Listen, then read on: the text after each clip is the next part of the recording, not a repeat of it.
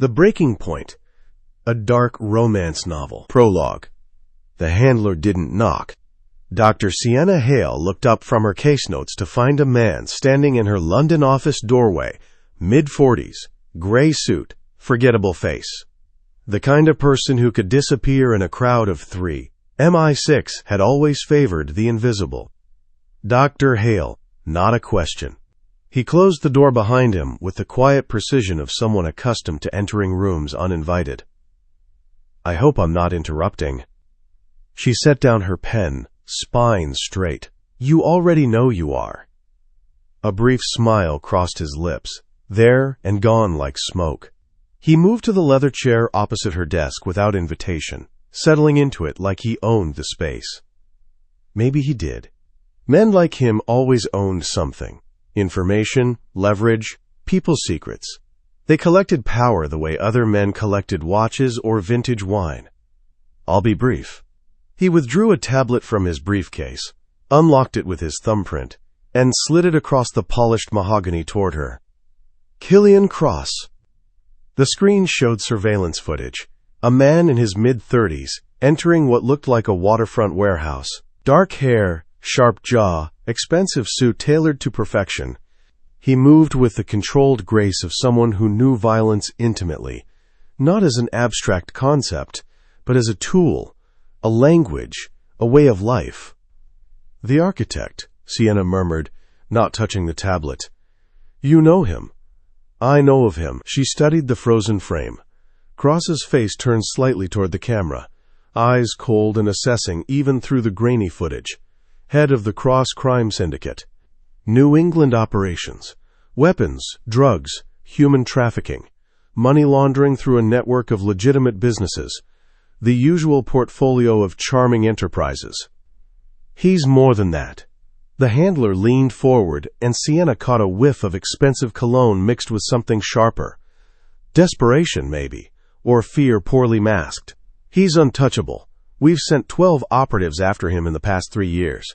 4 are dead. 3 vanished completely. No bodies, no traces, no evidence they ever existed.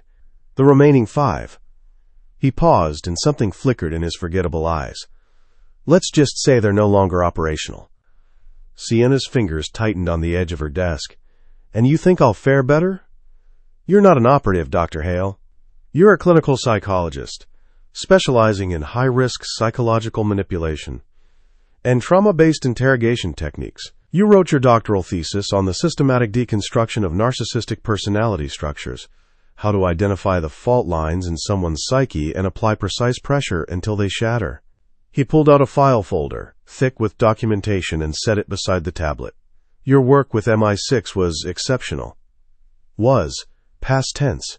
She pushed the tablet back toward him, without looking at the file. "I don't do that anymore."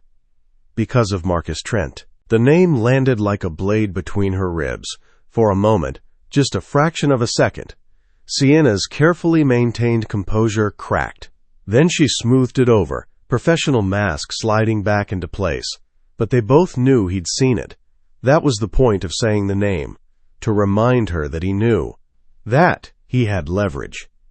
"I'm not interested in discussing past cases," she said, voice level. "Trent hung himself in his cell 3 days after you broke him." The handler's voice was clinical, detached, as if he were discussing the weather rather than a young man's death. "You did your job perfectly." He confessed to everything. The planned bombings, the safe house locations, the names of his handlers, the details of attacks that would have killed hundreds. "You saved lives, Dr. Hale, hundreds of them, thousands potentially." "And I destroyed one." She stood, moved to the window overlooking Harley Street. Rain streaked the glass, blurring the streetlights into watercolor smears of gold and white. London in November was all gray skies and cold drizzle, the kind of weather that seeped into your bones and made you forget the sun existed. He was 23 years old. He was a terrorist. He was a kid who got radicalized online and was in over his head. Sienna pressed her palm against the cool glass, feeling the chill seep through. "I could have brought him in gently, established rapport, built trust, extracted the information over weeks or months. Instead, I used every technique in the book to shatter him. Sleep deprivation, isolation, exploiting his fear of abandonment, his guilt over his mother's disappointment, his desperate need to be seen as strong. I systematically dismantled every defense mechanism he had until there was nothing left but raw nerve endings and desperation. She closed her eyes, seeing Marcus Trent's face in her mind. Young, scared, broken. And when he finally broke, he didn't just give us information, he gave us everything. Every secret, every fear, every shred of dignity he had left. He gave us his soul. And 3 days later, when he realized what he'd done, what he'd become, he fashioned a noose from his bedsheet and hanged himself from the cell bars. Self-recrimination is unproductive, Doctor. So is this conversation. She turned, crossing her arms. I'm not your weapon anymore. Find someone else. The handler didn't move. When he spoke, his voice was softer, almost gentle, which somehow made it worse. Killian Cross orchestrated the Manchester attack, the one that killed 47 civilians, including 12 children. Sienna's breath caught. She remembered the news footage, the shattered building, the smoke, the small shoes scattered among the rubble, a birthday party, some child's 7th birthday, and Cross had turned it into a mass grave. We can't prove it, the handler continued. He's too careful, too insulated. His lawyers are better than ours, his connections deeper, his paper trail non-existent. But we have intelligence, solid intelligence from sources we trust, that links him to the supplier network. He arranged the explosives, coordinated the timing, selected the target for maximum civilian casualties. Then arrest him. On what grounds? The handler spread his hands. The man's never been photographed at a crime scene, never touched illegal merchandise with his own hands, never left a trace of evidence that would hold up in court.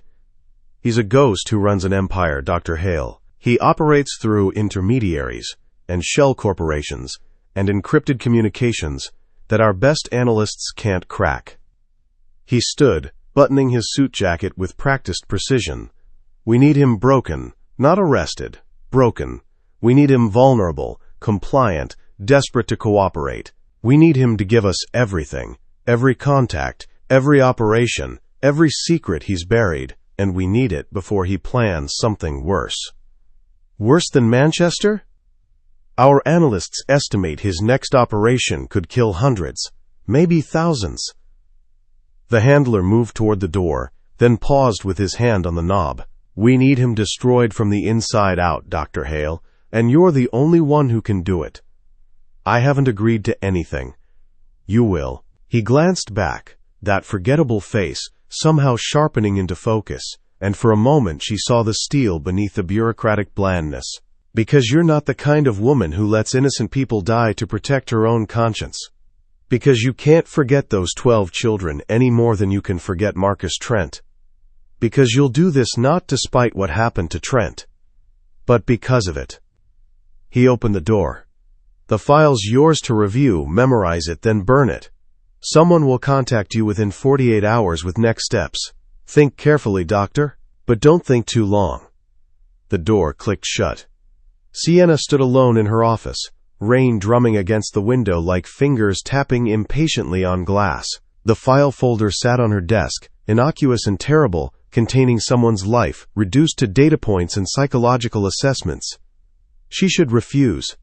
Should throw the file in her shredder, call the handler back, tell him to find another weapon for his war. She should protect herself and what remained of her tattered conscience. Instead, she walked to her desk and opened the file. Killian Cross stared back at her from a dozen different photographs, surveillance shots from various angles and occasions, exiting a restaurant with an actress on his arm, stepping out of a luxury car, standing on a yacht deck with the ocean behind him. In every photo, he looked utterly composed, controlled, a man who'd never had a moment of doubt in his entire life. She flipped through the documentation. Crime scene analysis linking him to 17 murders, though none could be proven. Psychological profiles from 3 different experts, all reaching the same conclusion. Highly intelligent, narcissistic personality disorder with psychopathic traits, complete lack of empathy, pathological need for control. Financial records showing a legitimate business empire worth hundreds of millions.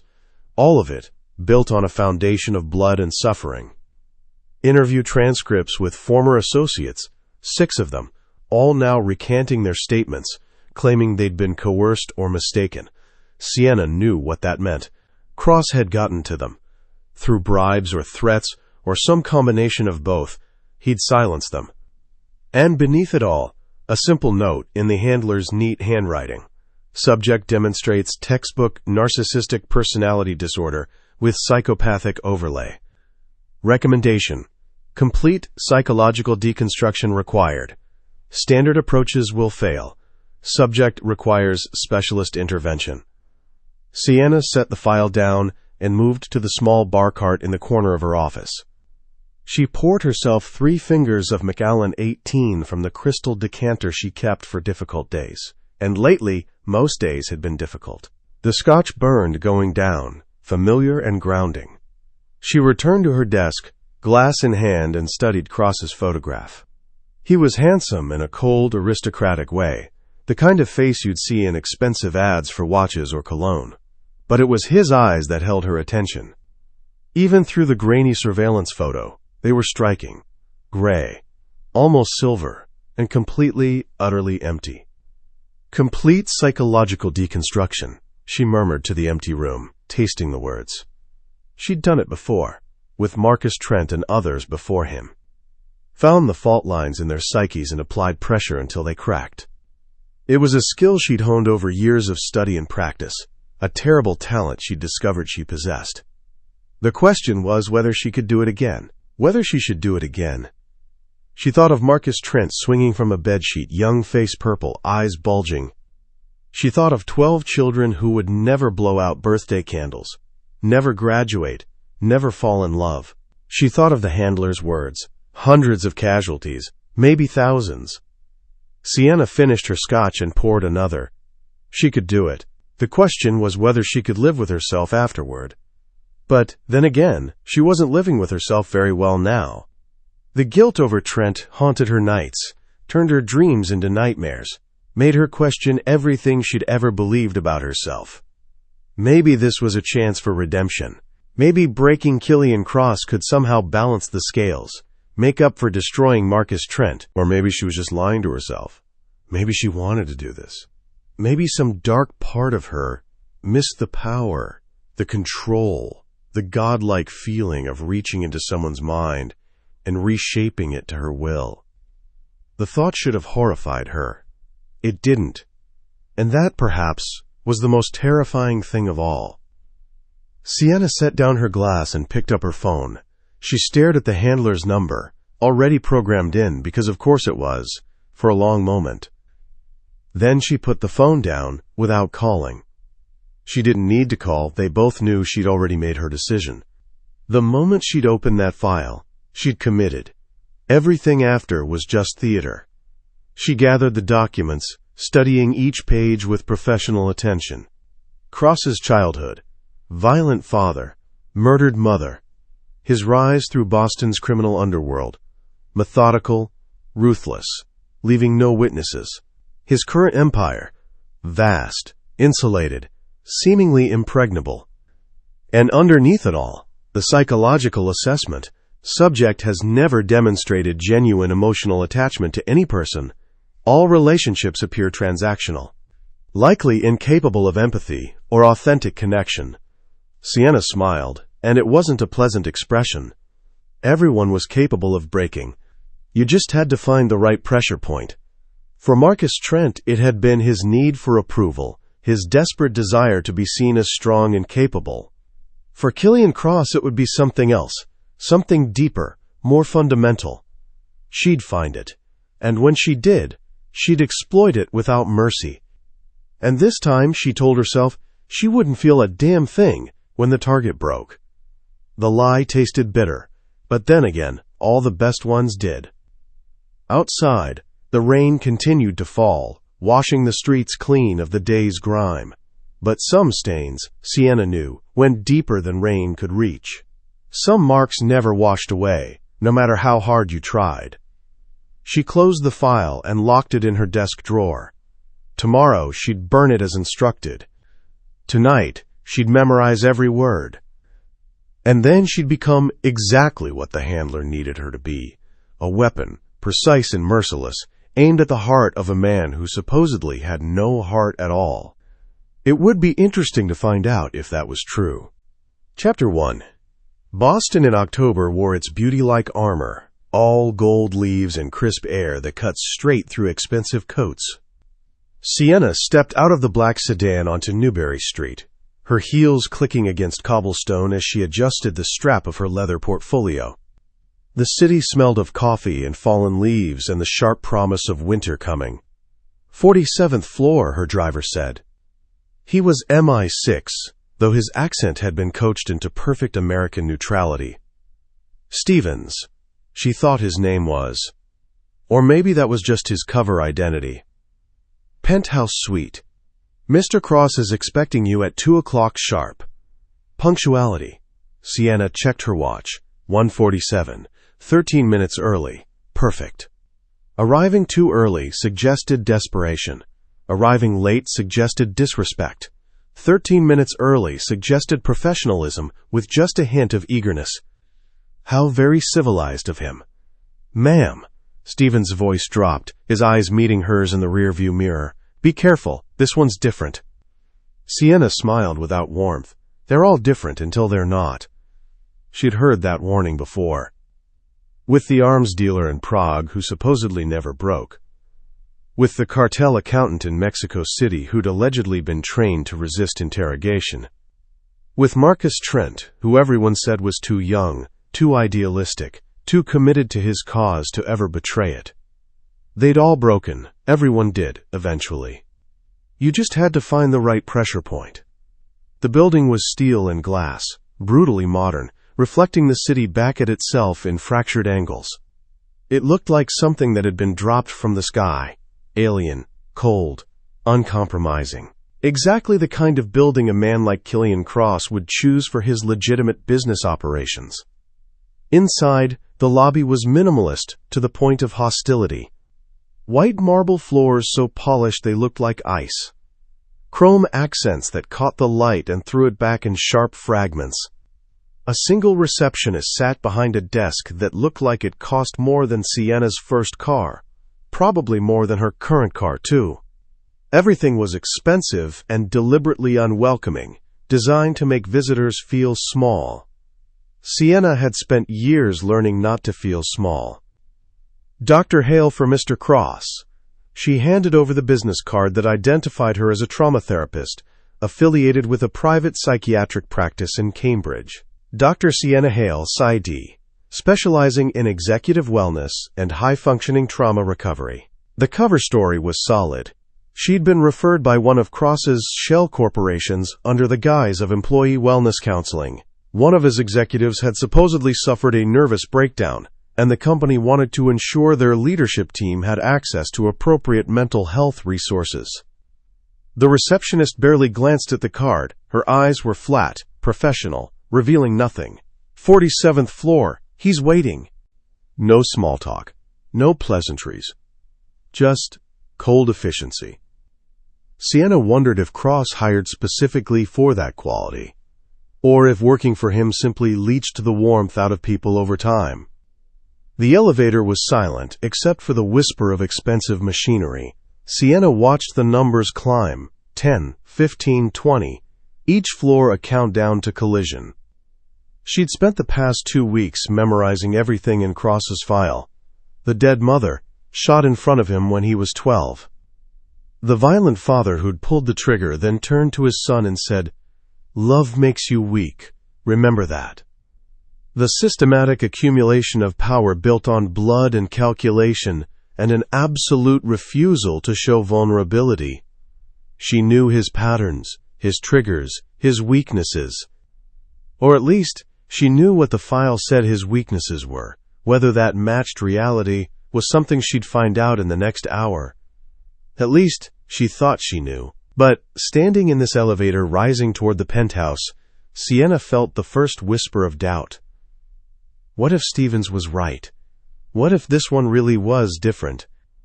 The elevator chimed softly. 47. The doors opened onto a private vestibule. Floor-to-ceiling windows overlooked the city, sunlight streaming through in blinding sheets that turned the space into something ethereal and overwhelming. The apartment beyond was visible through glass walls, contemporary furniture in shades of gray and white, art that was probably worth millions, displayed with the casual indifference of someone who'd never had to think about money. And there, standing at the windows with his back to her, was Killian Cross. He didn't turn, didn't acknowledge her presence in any way. Just stood there, utterly still, silhouetted against the Boston skyline. Sienna had seen this before, the power play of making someone wait, of demonstrating control through deliberate inattention. It was textbook dominance behavior. She waited 15 seconds, 20, 30. Finally, "Dr. Hale, you're early." His voice was cultured, educated, with just a hint of something darker underneath, like velvet over steel. Sienna had read that he'd attended Harvard, graduated summa cum laude, before his father's death freed him to pursue the family business. Intelligence wrapped in violence. The most dangerous combination. 3 minutes, she said, stepping inside. The elevator doors whispered shut behind her, cutting off her escape route. "I hope that's not a problem. I appreciate precision." He turned then, and Sienna felt something shift in her chest, a crack in the armor she'd spent weeks building. The surveillance photos hadn't done him justice. Killian Cross was beautiful in the way sharp things were beautiful, all clean lines and dangerous edges. Dark hair swept back from a face that could have been carved from marble, all sharp cheekbones and a mouth that suggested cruelty and control in equal measure. He was tall, easily 6'2", with the kind of lean build that came from discipline rather than vanity. He wore a charcoal suit that probably cost more than most people's monthly rent, tailored so perfectly it looked like it had been grown rather than made. But it was his eyes that caught her, gray, almost silver in the afternoon light, and completely, utterly dead. Sienna had seen empty eyes before. Psychopaths. Mostly, people whose lack of empathy manifested in a certain flatness of affect. But Cross's eyes were different. They weren't flat or empty. They were full of intelligence, calculation, assessment. They just held no warmth, no humanity. Like looking into the eyes of a predator that saw you not as a person, but as a problem to be solved or a resource to be exploited. Dr. Sienna Hale. He moved toward her with the fluid grace of someone completely comfortable in his own body, hand extended. "Your credentials are impressive." She took his hand, warm, calloused, stronger than she'd expected. His grip was firm but not crushing, holding just long enough to be polite before releasing. "Mr. Cross, thank you for agreeing to meet with me. Killian, please." He gestured toward a seating area, leather chairs positioned around a low glass table. Everything was positioned for conversation but also for surveillance. He'd be able to watch her face, her body language, every micro-expression. And he'd know she knew it. Another power play. "Can I offer you something to drink? Coffee, water, something stronger?" "Water would be fine, thank you." He moved to a built-in bar with the ease of someone who'd performed the ritual 1,000 times. Ice clinked into crystal. Waterford, probably, because of course it was. Sienna used the moment to study him more carefully. The way he moved with absolute economy, no wasted motion. The set of his shoulders, confident but not tense. The controlled precision of every gesture. This was a man who had never, not once in his entire life, let his guard down. Which made him either the perfect target or an impossible one. Sienna would find out which. So, Killian returned with 2 glasses, handing her one before settling into the chair opposite. He crossed one leg over the other, ankle on knee, utterly relaxed. Or performing relaxation. With someone like him it was impossible to tell. Trauma therapy, that's your specialty. Among other things. Sienna sipped her water, using the gesture to buy time to observe. I work primarily with high-functioning individuals who've experienced significant psychological stressors. Executive burnout, workplace trauma, complicated grief. People who are very good at appearing fine while quietly falling apart underneath. And you think I'm falling apart? I think your company's HR department made a referral. Whether you're falling apart is for you to decide. She set the glass down on a coaster. Actual coaster, not just the glass table. Another detail of careful control. I'm not here to diagnose you, Mr. Cross. I'm here to offer resources if you want them. A smile ghosted across his lips. There and gone so fast she almost missed it. Diplomatic. Honest. She leaned back in her chair, mirroring his relaxed posture. Building rapport through subtle mimicry. I'm not here to convince you of anything. If you'd prefer to skip the formalities, we can end this right now. I'll submit my consultation report.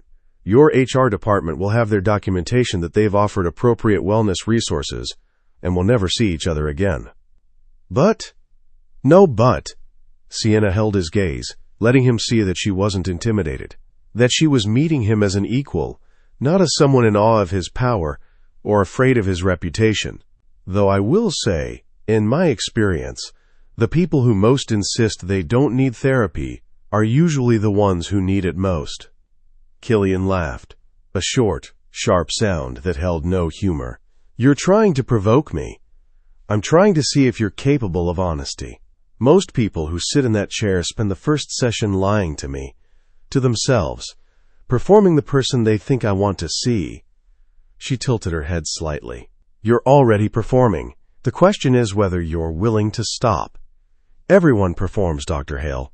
We're all just actors playing roles we've chosen or had chosen for us. That's a very cynical worldview. It's a realistic one. He took a sip of his own water. He hadn't poured himself anything stronger, she noted. Wanted to stay sharp, stay in control. Tell me something. Do you believe in broken people? The question caught her off guard, which was probably the point.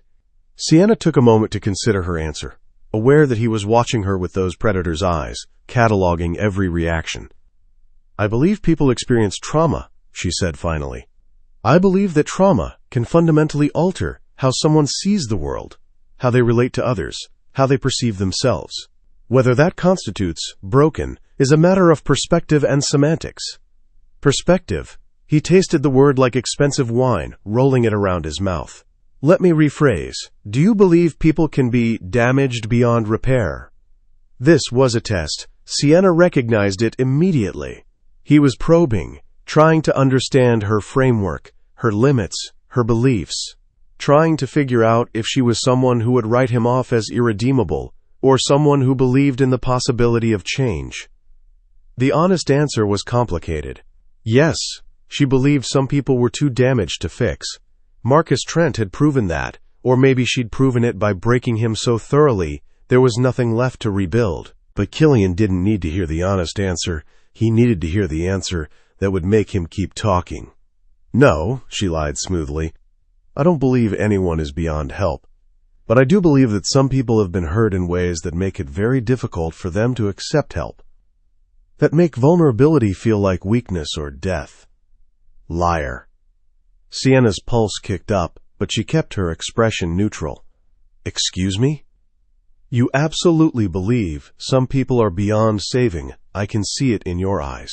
Killian leaned forward, elbows on knees, and something shifted in his expression, a crack in the mask, just wide enough to glimpse the thing underneath. Something ancient and cold and utterly certain. You think I'm one of them, don't you? One of the unsalvageable ones. I don't make judgments in the first 5 minutes of meeting someone. But you've already made yours. His smile widened, still not reaching his eyes. It's all right. I'm not offended. I'm curious about that. About you. Why? Because you're interesting. He stood, moved back to the windows, and for a moment he was silhouetted again, all sharp edges and controlled power. Most people who come into this apartment want something from me. Money, power, access, protection. They come with their hands out and their spines bent, ready to grovel or seduce or negotiate. You're here to fix me. Or failing that, to understand me. It's refreshing. I'm not here to fix you. No, you're here to study me like I'm a particularly fascinating pathology, a puzzle to be solved. He glanced back over his shoulder, and for just a moment she saw something flicker in those dead eyes. Amusement, maybe. Or recognition. The question is, will you find what you're looking for? Sienna stood, gathering her portfolio. This was the moment in the consultation where she'd normally begin establishing therapeutic rapport, building trust, laying groundwork for future sessions. But something told her Killian Cross didn't respond to standard approaches. He was too intelligent, too self-aware, too practiced at seeing through manipulation. Which meant she needed to try something different. I don't know, she said honestly. Will I? That depends. He turned fully to face her, and the afternoon light caught his face at an angle that made him look almost otherworldly. Beautiful and terrible and utterly inhuman. Are you brave enough to look? The air between them felt charged, dangerous, like the moment before a storm breaks. Sienna recognized the sensation. She'd felt it before, with Marcus Trent, in the moment before everything went irreversibly wrong. This was the edge of something, the cliff before the fall, the point of no return. She should walk away, file her report, tell her handlers that Killian Cross was too dangerous, too controlled, too aware of what she was trying to do. She should protect herself and whatever remained of her conscience and her sanity. Instead, she heard herself say, "Same time next week?" Killian's smile finally reached his eyes. It made him look even more dangerous. "I'll have my assistant send you my calendar." He walked her to the elevator, pressed the call button with one long finger. The doors opened immediately, as if they'd been waiting. "Dr. Hale?" "Yes?" "Don't try to manipulate me." The elevator doors started to close, and he held them open with one hand, leaning in close enough that she could smell his cologne. Something expensive and understated, cedar and leather. "I'll know, and I don't react well to being played." Sienna stepped inside, turned to face him. Their eyes met, gray and green, predator and predator, intelligence matched against intelligence. "Neither do I," she said. The doors closed on his laughter. In the elevator, alone, Sienna let out a breath she hadn't realized she'd been holding. Her hands were shaking, barely, just a fine tremor in her fingers, but enough. She pressed them flat against her thighs, willing them still, counting her breaths until her heart rate returned to normal. 47 floors to compose herself. To rebuild the professional mask. To become Dr. Sienna Hale again, instead of the woman who just stared into the eyes of something ancient and predatory, and felt an answering darkness stir inside herself. The elevator chimed. Ground floor. Stevens was waiting with the car. He opened the door for her, and she slid into the back seat, grateful for the tinted windows that hid her from the world. "How did it go, ma'am?" Sienna looked out the window at the steel and glass building, up toward the 47th floor where Killian Cross was probably already back at his windows, looking down at the city he owned. "He knows," she said quietly. "Knows what?" "Everything. What I am, what I'm here to do, why I'm really here." She closed her eyes. The handler was wrong about one thing. "What's that?" "Killian Cross isn't untouchable because he's careful or insulated or protected by lawyers and money."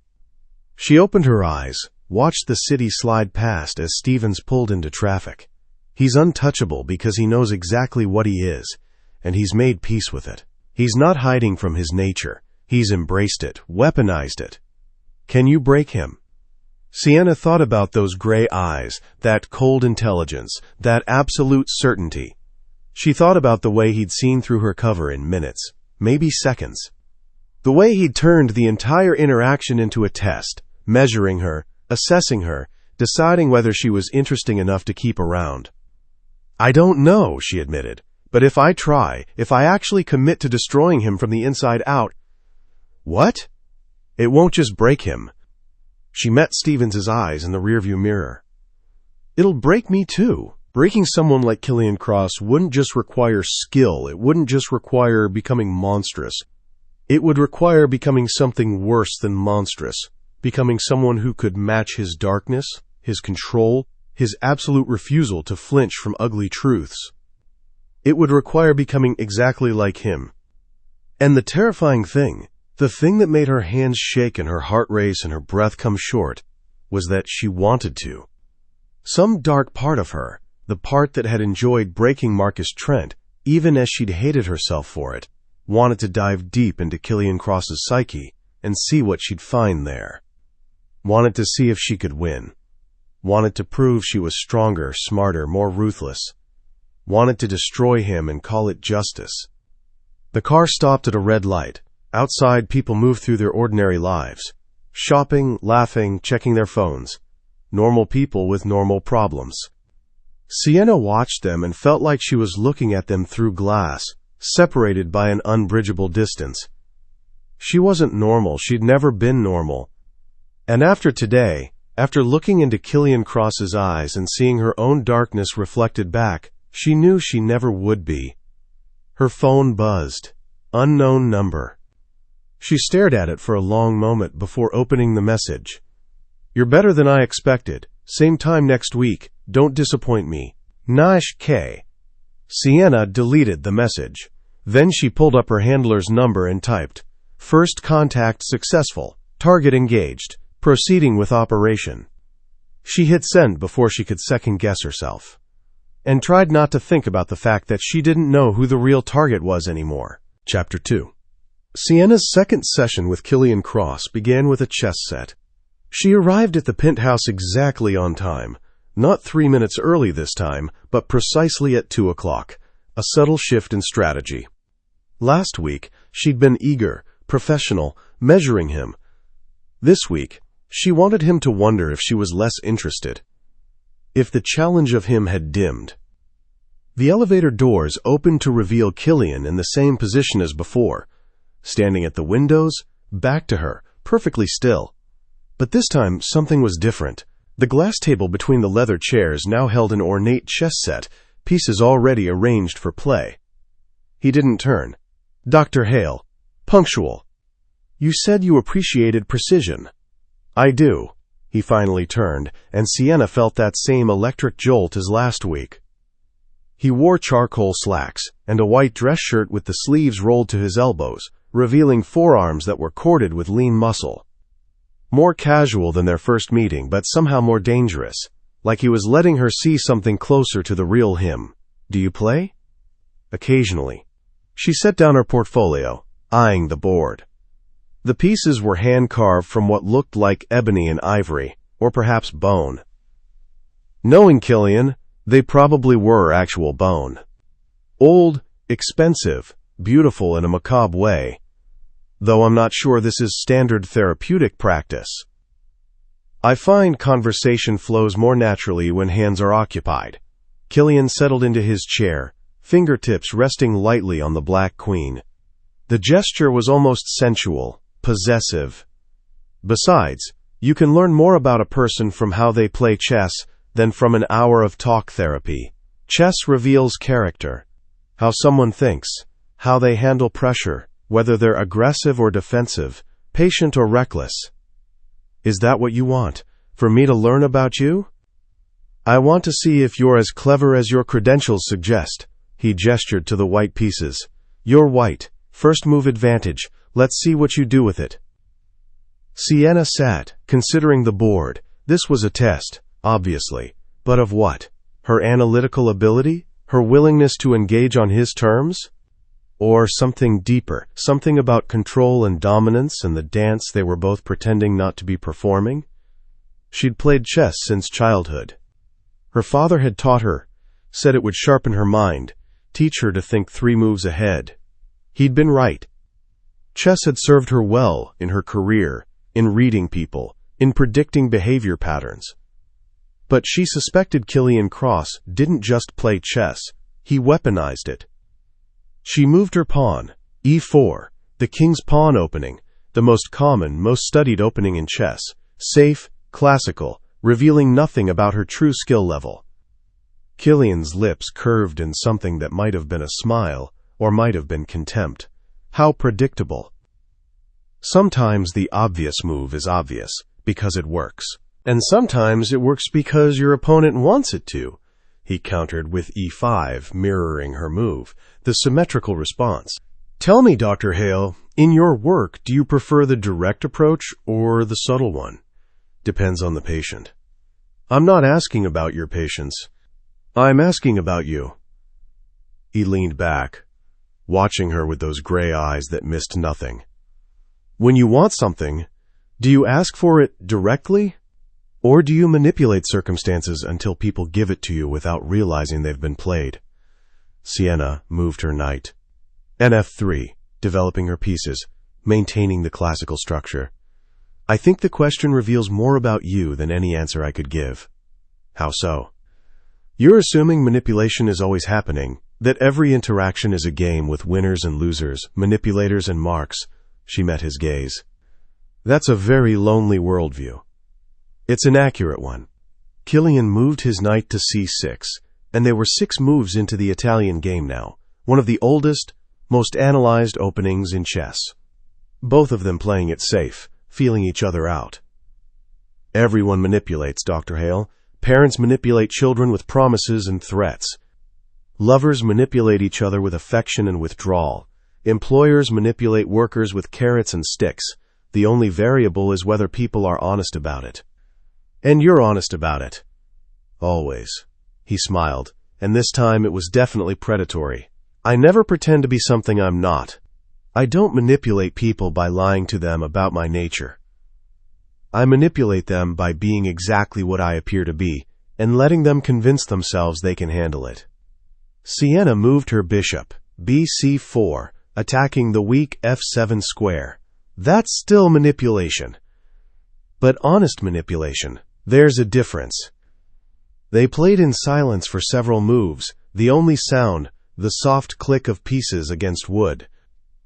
Sienna watched him carefully, the way he touched each piece before moving it, fingers trailing over the carved surface like a caress. The slight narrowing of his eyes as he calculated 3, 4, 5 moves ahead, the absolute stillness of his body except for his hands. Tell me about your mother, she said, castling kingside. Killian's hand paused over his bishop. For just a fraction of a second, maybe half a heartbeat, something flickered in his expression. Then it was gone, smoothed over so quickly she might have imagined it. No. Why not? Because you're not asking because you care. He moved his bishop, developing his position. You're asking because you've read my file, and you think childhood trauma is the key to unlocking me. You think if you can make me talk about my mother's death, I'll break down and reveal some deep wound that you can exploit. He wasn't wrong. That was exactly what she'd been thinking. But the fact that he knew it, that he could see through her so easily, was unsettling. Fair enough, she said. What would you like to talk about? You. Sienna's hand stilled over her queen. I'm not the one in therapy. Aren't you? Killian leaned forward, elbows on knees, abandoning the game for a moment to study her with those penetrating eyes. You strike me as someone carrying considerable weight, Dr. Hale. Professional success, certainly. An impressive career.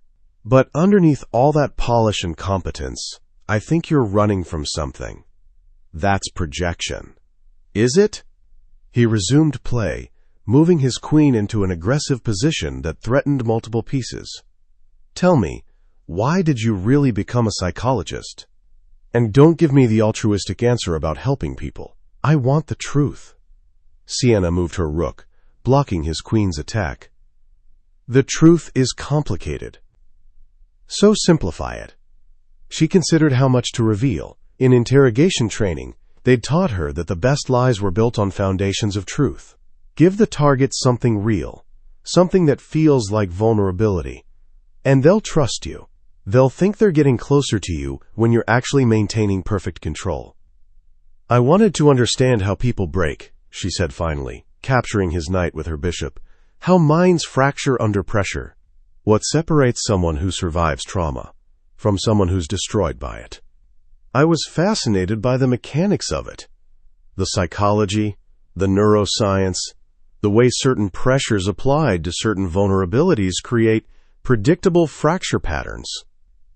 And Killian's hand stilled over his pieces.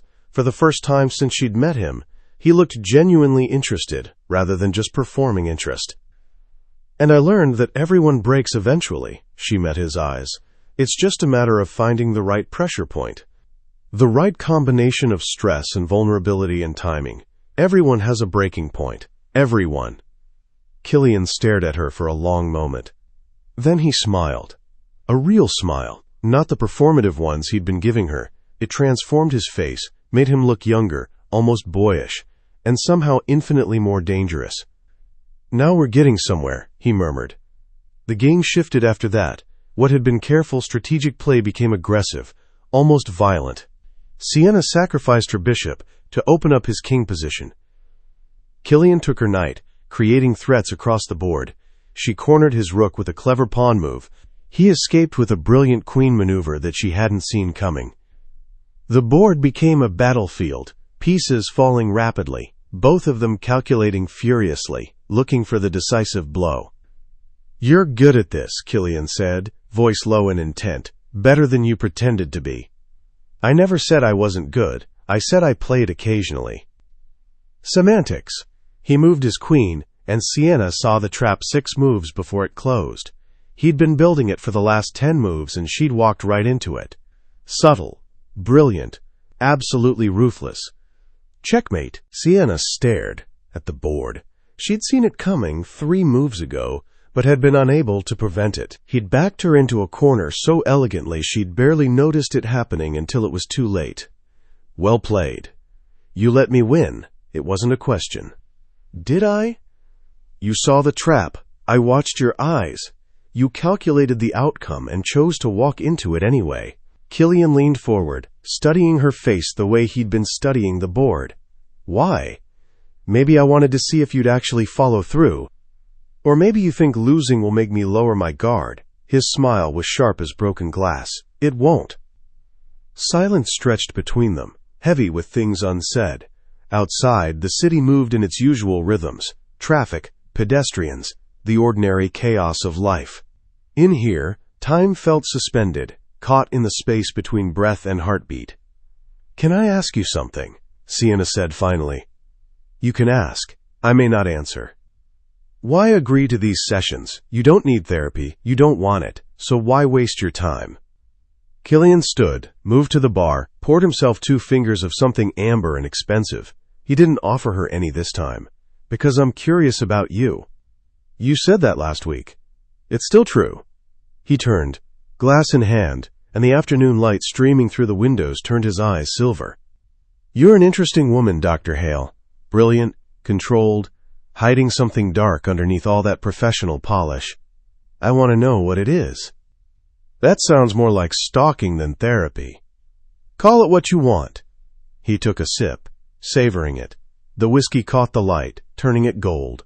"I've built my entire life on understanding people, their wants, their fears, their breaking points. You're a puzzle I haven't solved yet. And I don't like unsolved puzzles. And if you solve me, then I'll know whether you're worth keeping around." The casual cruelty of it should have shocked her, should have triggered her professional outrage, her ethical boundaries, her basic human empathy. Instead, Sienna felt something else entirely. A thrill of recognition, of finding someone who spoke the same language of manipulation and control. Someone who didn't pretend to be better than he was. Someone who might actually understand her. This was dangerous. This was exactly what her handlers had warned her about. Letting the target get under her skin, forgetting that every word, every gesture, every carefully constructed moment of vulnerability was theater. "I think our time is up," she said, standing. "Running away? Maintaining professional boundaries. Those are the same thing." Killian set down his glass, walked her to the elevator. "Same time next week, Dr. Hale. And next time, don't let me win. I find victory much more satisfying when I have to work for it." The elevator doors opened. Sienna stepped inside, turned. Mr. Cross. Killian. The name felt dangerous in her mouth, intimate, like crossing a line she couldn't uncross. Do you ever wonder what it would be like to lose? His smile could have cut diamond. Every single day, Dr. Hale. Every single day. The doors closed. Asterisk, asterisk, asterisk. That night, Sienna sat in her hotel room, a bland, corporate suite in Cambridge that the agency had arranged for her, staring at her laptop screen. The cursor blinked in the report field, waiting for her to type her assessment of the second session. She'd already typed and deleted 3 different versions. Subject continues to demonstrate high-functioning narcissistic traits with psychopathic overlay. Shows no genuine interest in therapeutic process. Views sessions as intellectual exercise. Recommend continued engagement with focus on identifying core vulnerabilities before attempting intervention. Delete. Subject is aware of manipulation attempts and actively testing the parameters of the therapeutic relationship. He knows I'm not who I claim to be. Or if he doesn't know, he suspects. Continued contact represents significant risk to operational security. Recommend reassessment of approach. Delete. I'm losing control of this operation. Every session, he gets further under my skin. I'm starting to enjoy the game too much. Starting to wonder what would happen if I stopped pretending and just let myself be honest with him. This is exactly how Marcus Trent started. Me thinking I had control when I was actually spiraling. I need to pull back before... Delete. Sienna closed the laptop without typing anything. She'd file a report tomorrow. Tonight she needed to think. Her phone buzzed on the nightstand. Unknown number. She knew who it was before she even looked. Did you think about our game after you left? Sienna stared at the message for a long moment. She should delete it, block the number, maintain professional distance, report this boundary violation to her handlers. Instead, she typed, always. His response came immediately. Good, I haven't stopped thinking about yours. Then, you're better than I expected, smarter, more ruthless. I like that. And finally, sleep well, Dr. Hale. Dream of checkmate. Sienna set the phone down, hands shaking. This was how it started. This was the moment where control began to slip, where the hunter became the hunted, where she stopped being Dr. Sienna Hale, clinical psychologist, weapon aimed at Killian Cross's heart, and started being someone else entirely. Someone who didn't mind the fall. Someone who might even be looking forward to it. She stood, moved to the window.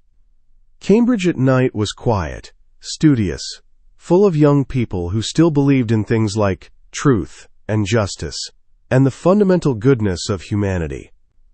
Sienna watched them through the glass and felt impossibly old. She'd stopped believing in those things a long time ago, probably around the same time she'd discovered she was good at breaking people, that she enjoyed it, that the power of reaching into someone's psyche and reshaping it to her will made her feel alive in a way nothing else did. Marcus Trent had been the moment she'd realized how far she could go, how thoroughly she could destroy someone if she wanted to. And the terrifying thing wasn't that she'd done it, it was that she'd liked it. Just like she was starting to like this, the game with Killian, the matching of wits, the slow circling of 2 predators trying to figure out which one would strike first. Her phone buzzed again. One more thing. You asked if I ever wonder what it would be like to lose. The answer is yes, but not to just anyone.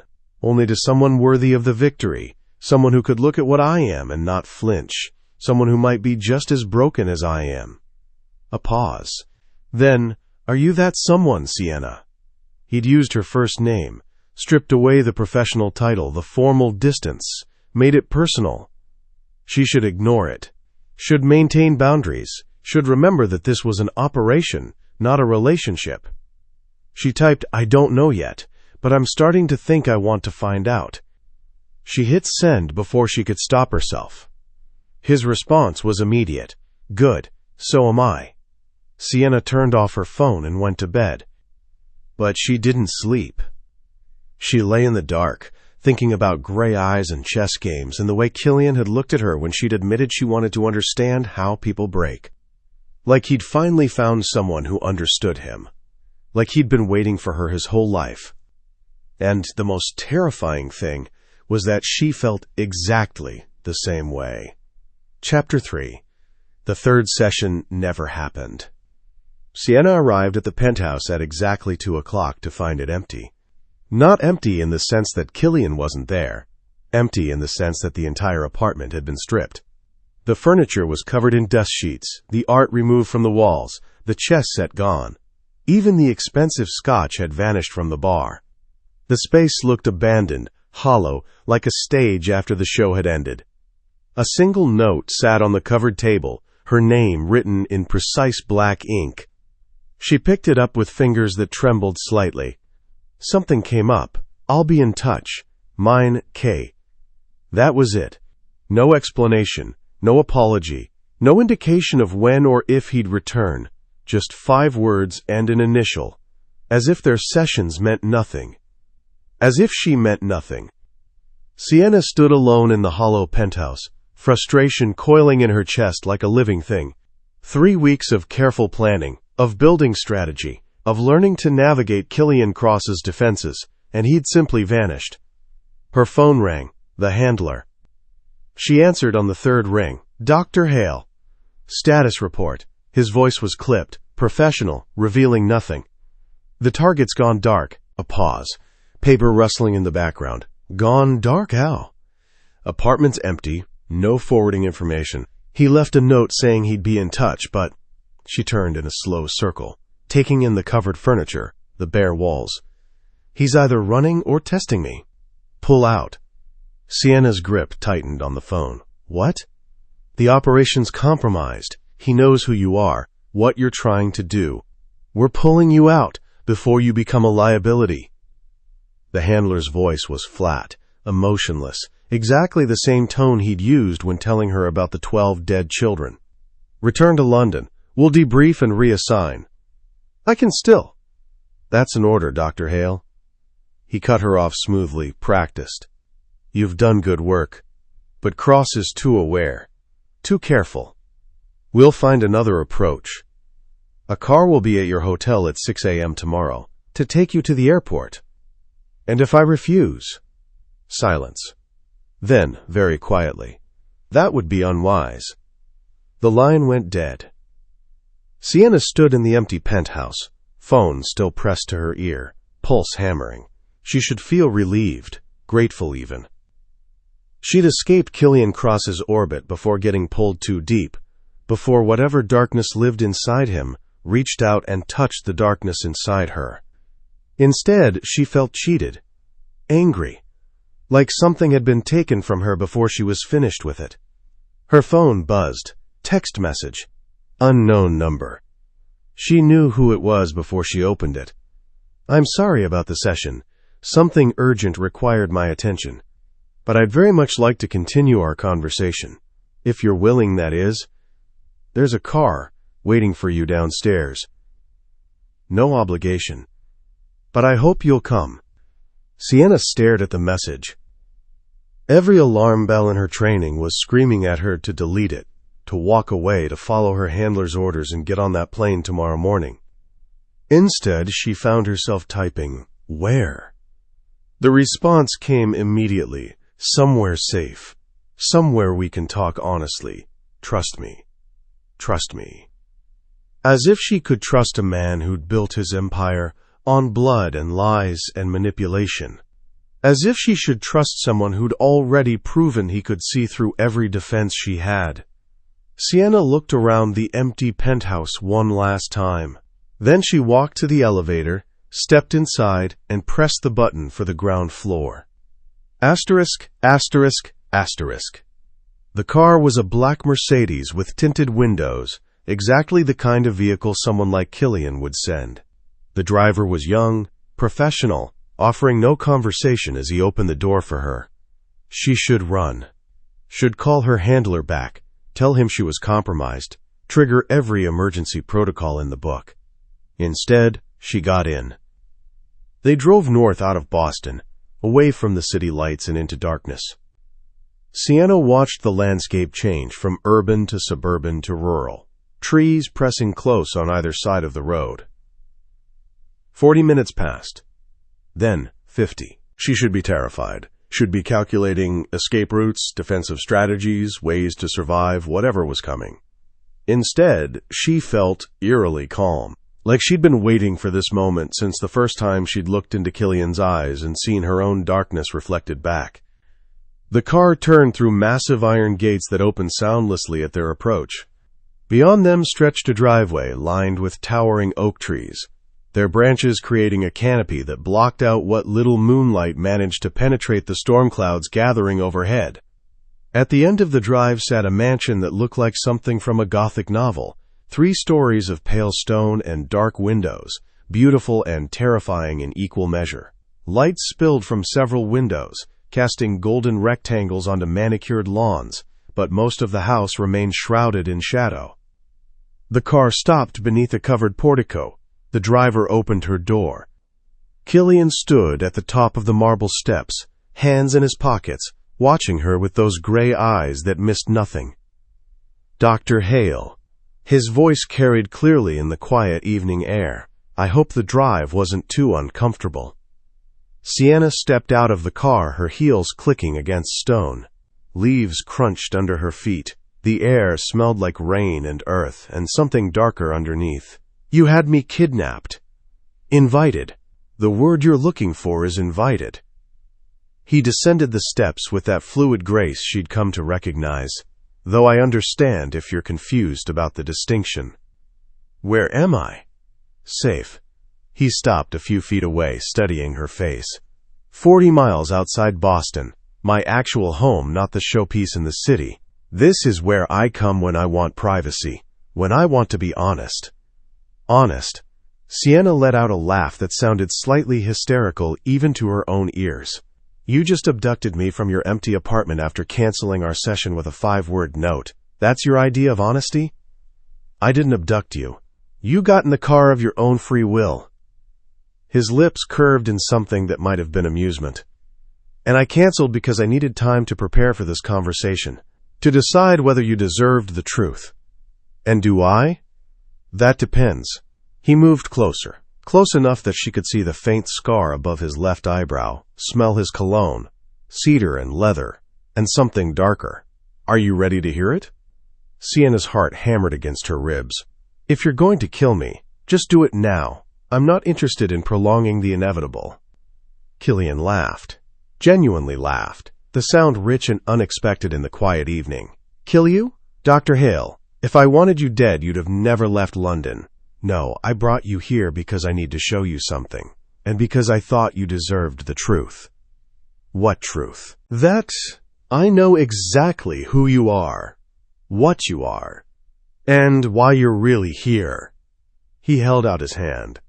"Come inside, please. If you still want to leave after we talk, I'll drive you back myself." Every instinct screamed at her to run, to refuse, to maintain whatever small amount of control she still had over this situation. Instead, she took his hand. His fingers closed around hers, warm, strong, surprisingly gentle. He led her up the steps and through massive double doors into a foyer that could have housed her entire London apartment.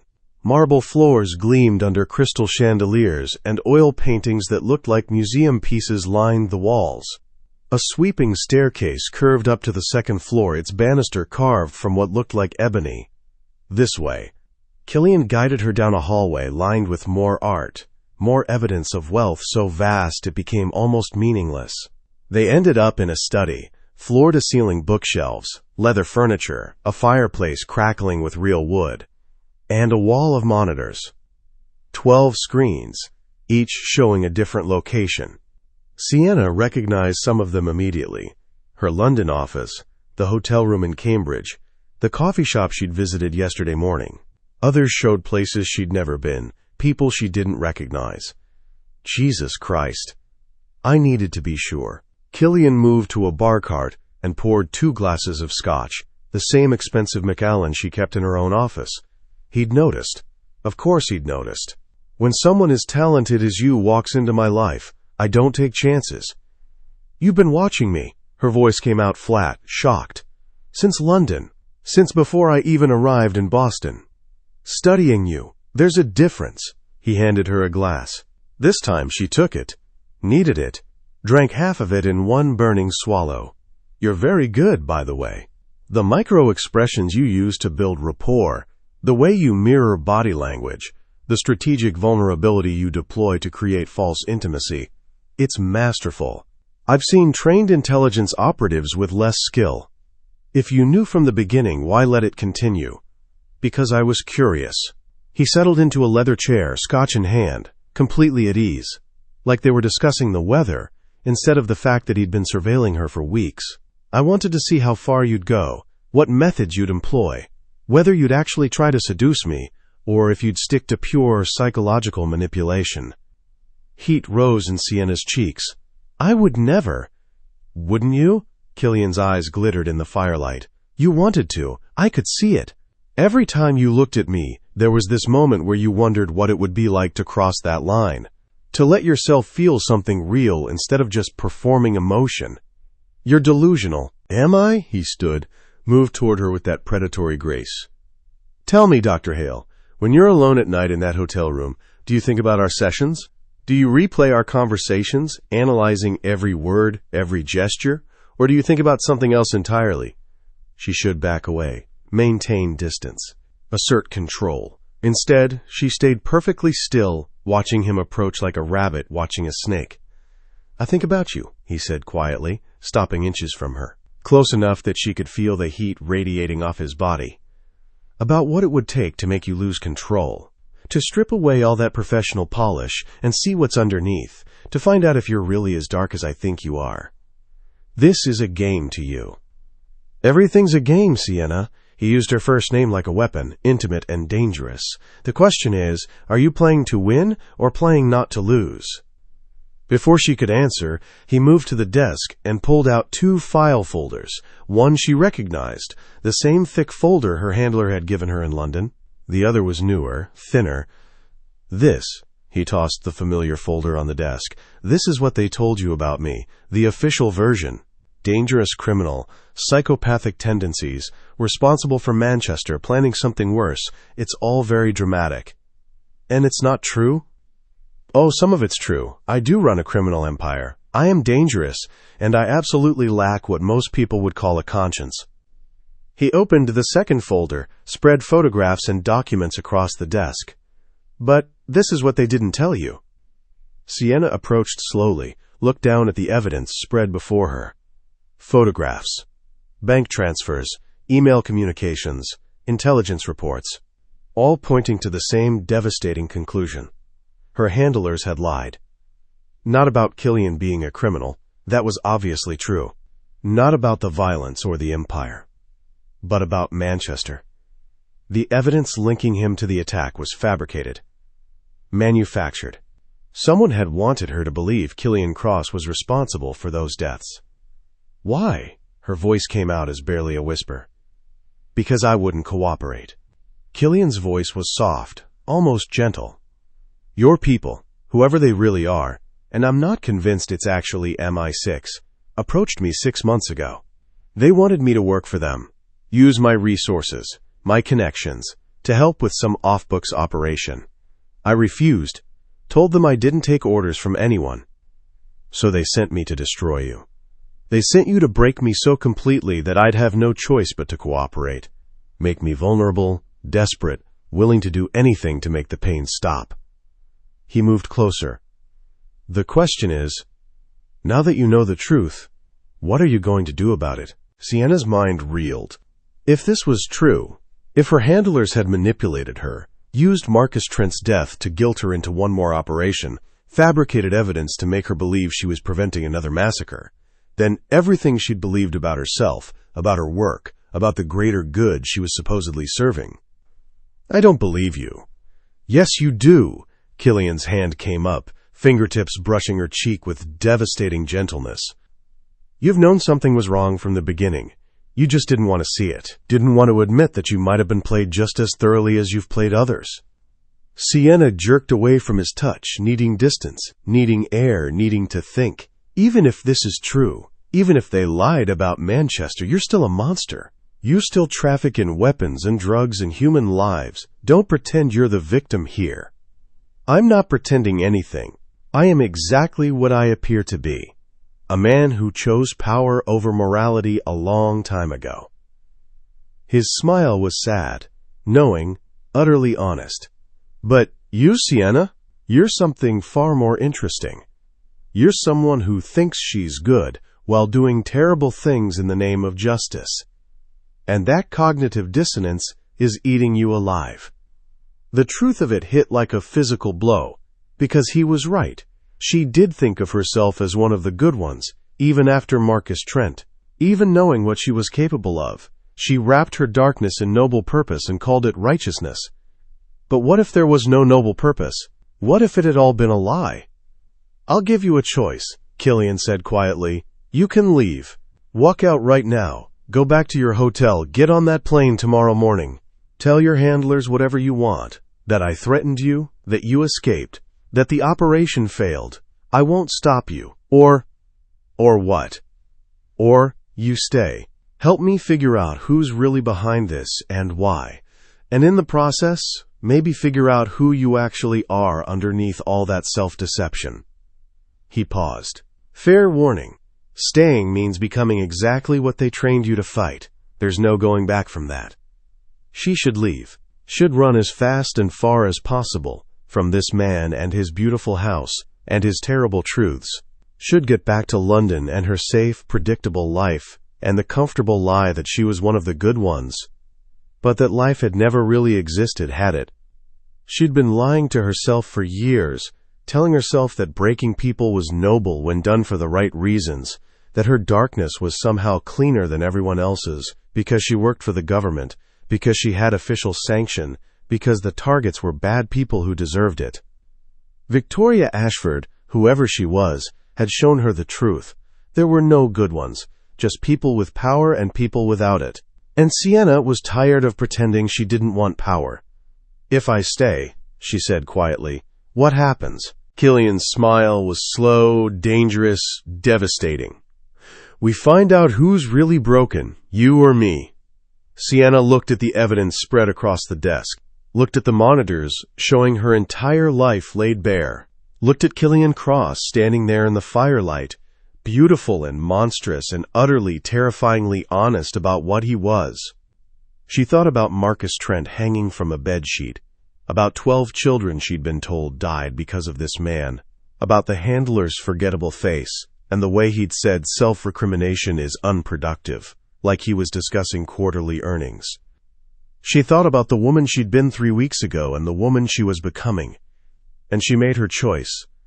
I'll stay, Sienna said. On one condition. Killian's eyebrow arched. Which is? You tell me everything. No more games, no more tests. If we're doing this, if I'm burning every bridge I've ever built, and betraying everything I thought I believed in, then I want the truth. All of it. For a long moment he just looked at her, then he extended his hand. Partners, he said. She took it. Partners. They shook, sealing the deal. And in that moment, Sienna felt something shift inside her. The last piece of her old self falling away, replaced by someone harder, sharper, more dangerous. Someone who could stand beside Killian Cross and not flinch. Someone who might actually deserve him. Chapter 4. Sienna woke to unfamiliar silk sheets and October sunlight streaming through floor-to-ceiling windows. For a disoriented moment, she forgot where she was, forgot everything that had happened the night before. Then it all came rushing back. The empty penthouse, the drive to Killian's estate, the wall of monitors showing her entire life laid bare, the evidence proving her handlers had lied, her decision to stay. Partners. She sat up, taking stock of the room. Guest suite, clearly, impersonal but expensive, decorated in shades of cream and gold that probably cost more than most people earned in a year. Her clothes from yesterday were draped over a chair, cleaned and pressed by invisible hands, A note sat on the nightstand, written in that same precise black ink. Breakfast at 8. My study. We have work to do. Natus K. Work. As if she were a colleague, not a former enemy, who'd agreed to help her target investigate the people who'd sent her to destroy him. The absurdity of it should have been laughable. Instead, Sienna found herself checking her watch, 7:42, and heading for the shower. The bathroom was larger than her London flat, all marble and gold fixtures, and a shower that could probably fit 6 people comfortably. She stood under water hot enough to turn her skin pink, trying to process the magnitude of what she'd done. She'd betrayed her handlers, betrayed MI6 if they were actually involved, betrayed every principle she'd ever claimed to stand for, and she felt nothing but a strange, hollow relief. By the time she dressed, in the borrowed clothes someone had left for her, designer jeans and a cashmere sweater that fit perfectly, because of course Killian knew her exact measurements, it was 7:58. She found him in the study exactly where he'd said he'd be, surrounded by papers and coffee cups and the faint blue glow of computer screens. He'd changed from last night's suit into dark jeans and a gray Henley that clung to his lean frame, sleeves pushed up to reveal those corded forearms. His hair was slightly damp, suggesting he'd showered recently. He looked younger like this, more human, almost approachable, until you saw his eyes. "You actually stayed," he said without looking up from whatever document he was reading. "I thought there was a 60% chance you'd run during the night." "I considered it." Sienna moved to the coffee carafe on his desk. French press, still hot, exactly how she liked it, another detail he'd noticed and filed away. "What changed your mind about telling me the truth?" "Curiosity." He finally looked up, and those gray eyes caught the morning light, turning them almost silver. "I wanted to see what you'd do when you realized you'd been played, whether you'd retreat into denial or accept the truth and adapt.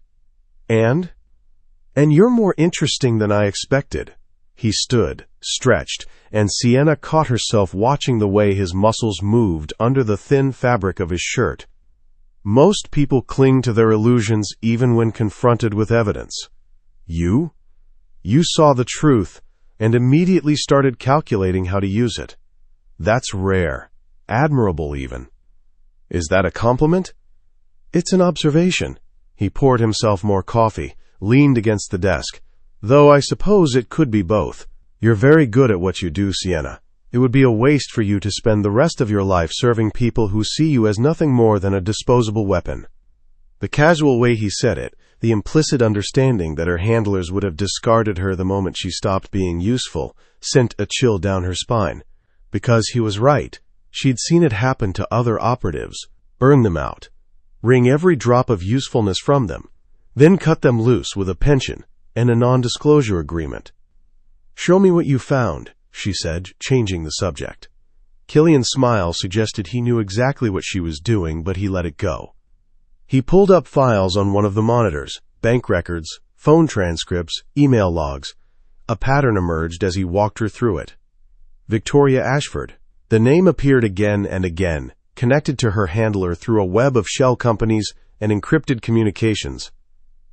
She wasn't MI6, she wasn't even government.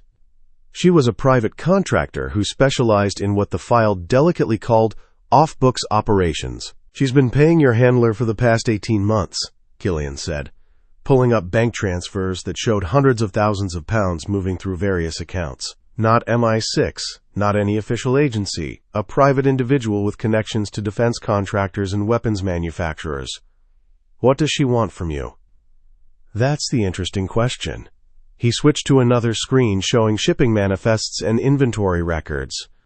6 months ago, before they approached me, Ashford acquired a large shipment of experimental weapons from a defunct black site in Eastern Europe. Chemical agents, bioweapons, some kind of prototype delivery system. She needs someone with my infrastructure to move it, store it, deploy it. Sienna felt her blood run cold. Deploy it where? I don't know. That's what I refused to help her find out. He pulled up another file, this one showing a series of communications between Ashford and someone with the codename Mercury. But whatever she's planning, it's big enough that she's willing to fabricate evidence, manipulate intelligence assets, and destroy anyone who won't cooperate. Including you. Including me. And now, including you. He turned to face her fully. The moment you failed to report in last night, the moment you didn't get on that plane this morning, you became a liability. They'll come for you, Sienna. Probably sooner rather than later. She should be terrified. Should be calculating escape routes, defensive strategies, ways to salvage her life from the wreckage she'd made of it. Instead, she felt strangely calm. Good. Let them come. Killian's eyebrows rose. That's not the reaction I expected. What did you expect? That I'd panic? Beg you to protect me? She set down her coffee cup with deliberate care. I spent years learning how to break people, Killian. How to find their weaknesses and exploit them. If Victoria Ashford wants to play that game, I'm more than happy to show her what I learned. Something shifted in his expression. Surprise, maybe, or appreciation. Or something darker that made her pulse quicken. You're serious. Completely. She moved closer, until she was standing directly in front of him, close enough to see the faint shadow of stubble along his jaw. They used Marcus Trent's death to manipulate me. They fabricated evidence about Manchester, to make me believe I was preventing mass murder. They made me a weapon and pointed me at you. And now you're telling me they're planning something that makes Manchester look small? Yes. Then let's destroy them. The words came out hard, certain, completely sincere. You wanted to know if I was brave enough to look at darkness without flinching? Here's your answer. I don't just want to look at it. I want to weaponize it. Killian stared at her for a long moment. Then he smiled.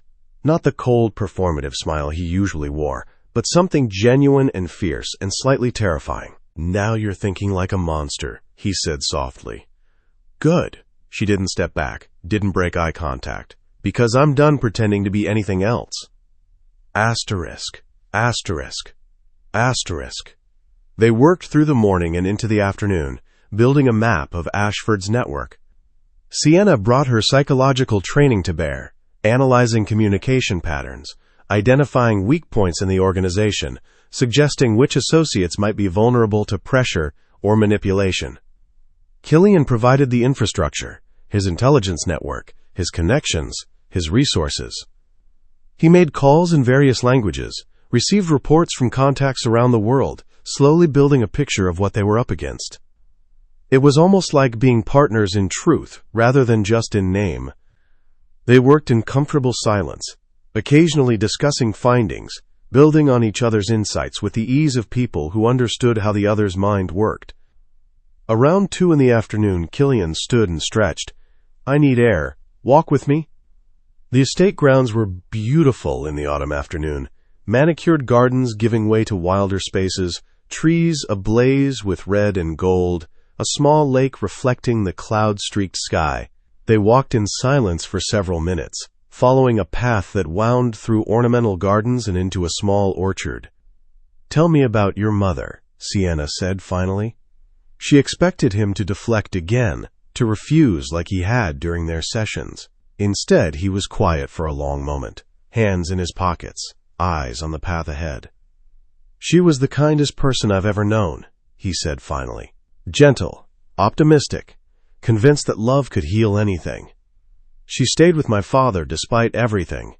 The violence, the cruelty, the affairs. She kept believing he'd change, that her love would save him. But it didn't. No, it got her killed. Killian stopped walking, turned to face the lake. I was 12. I came home from school and found my father in the living room with a gun. My mother was on her knees, crying, begging. He made me watch, made me stand there while he put the barrel to her head and pulled the trigger. Sienna's breath caught. The file had mentioned his mother's death, but it had been clinical, detached. Murdered by father at age 12. Traumatic exposure to violence. Reading it and hearing it were completely different. After, Killian continued, voice flat and emotionless, he turned to me and said, "Love makes you weak. Remember that." Then he put the gun in his own mouth and pulled the trigger again, and I stood there covered in their blood, learning the most important lesson of my life. which was, that hope destroys you. Love is just another form of control, another transaction, another game. But hope is the thing that kills you, because hope means you still believe things can get better, that people can change, that love is enough. He finally looked at her. My mother hoped right up until the moment she died, and it accomplished nothing except getting her killed. Sienna moved to stand beside him, both of them looking out at the lake. She should say something comforting, something therapeutic, something that acknowledged his trauma and validated his pain. Instead, she said, "My mother left when I was 8. Just packed a bag one day and walked out. No note, no explanation, no goodbye. My father spent years trying to find her, convince her to come back, prove that he'd changed, that he could be better. He died waiting for her to love him again." Killian glanced at her, something like understanding in his eyes. "I learned the same lesson you did," Sienna continued, "just from a different angle. Love doesn't save people. It traps them, makes them vulnerable, gives others the power to destroy them." She paused. "Is that what happened to you? You've spent your whole life making sure no one ever has that power over you again." "Yes. No hesitation, no shame, just honest acknowledgement. I built an empire on the principle that the only person you can trust is yourself. The only relationship that matters is one based on mutual benefit, not emotion. Power is the only thing that's real. Everything else is just theater. And yet, you brought me here, showed me your evidence, made yourself vulnerable. Did I?" He turned to face her fully. "Or did I just create the appearance of vulnerability to see how you'd react? To test whether you're actually someone worth trusting? Or just another person who'll betray me the moment it's convenient?" Sienna held his gaze. "I don't know." "You tell me." "I don't know either." He reached out, tucked a strand of hair behind her ear with surprising gentleness. "That's what makes this interesting. For the first time in my life, I've met someone I can't completely read. Someone who might actually be as damaged as I am, as dangerous, as willing to do whatever it takes to win." His hand lingered on her cheek, thumb brushing her cheekbone. Sienna felt her breath catch, felt heat pool low in her stomach, felt something shift between them that had nothing to do with strategy or manipulation or games. "What do you want from me, Killian?" Her voice came out softer than she intended. "The truth." His eyes searched hers, looking for something she wasn't sure she could give. "Just once, I want you to be completely honest. Tell me what you want. Not what you think I want to hear, not what serves your purposes. What do you actually want?" The question hung between them, heavy with implication. Sienna could deflect again, maintain distance, keep playing it safe. Or she could tell the truth. "I want to stop pretending," she said finally. "Stop performing. Stop being Dr. Sienna Hale, brilliant psychologist, defender of justice, woman with a conscience. I want to be someone who doesn't care about right and wrong. Someone who can touch darkness without flinching. Someone who can match you, challenge you, understand you. Someone like me. Someone with you." The correction was important, subtle but crucial. "Not instead of you, with you." Killian's smile was gentle, knowing, heartbreaking. "Do you know what that means? Really means? It's not just staying here, helping me investigate Ashford. It's accepting that you're never going back to your old life. That you're choosing this, choosing me, over everything you used to believe in." "I know." "And you're sure?" Sienna thought about Marcus Trent hanging from a bedsheet. About 12 children who'd never existed, at least not the way she'd been told. About her handler's forgettable face, and Victoria Ashford's manufactured evidence, and the comfortable lie that she'd been serving justice. She thought about the woman she'd been 3 weeks ago and the woman she was becoming. "I've never been more sure of anything in my life." Killian kissed her. Not rough, not demanding, soft, almost questioning, like he was giving her every chance to pull away, to reconsider, to choose the safe path instead of this one. Sienna didn't pull away. She leaned in, hands fisting in his shirt, and kissed him back with all the hunger and fear and desperate need she'd been suppressing for weeks. This was wrong. This was every violation of professional ethics imaginable, every boundary she'd ever been taught to maintain. This was exactly what she wanted. His hands slid into her hair, tilting her head back, deepening the kiss. He tasted like coffee and mint in something darker, more dangerous. Sienna melted into him, letting go of control for the first time in years, just feeling instead of thinking, wanting instead of calculating. When they finally broke apart, both breathing hard, he rested his forehead against hers. "This doesn't fix anything," he murmured. "I know. You're still the woman sent to destroy me. I know. And I'm still a monster, I know." She pulled back just enough to meet his eyes. "Maybe I don't care anymore. Maybe I never really did." Something flickered in those gray depths. Surprise, vulnerability, something raw and unguarded that she'd never seen before.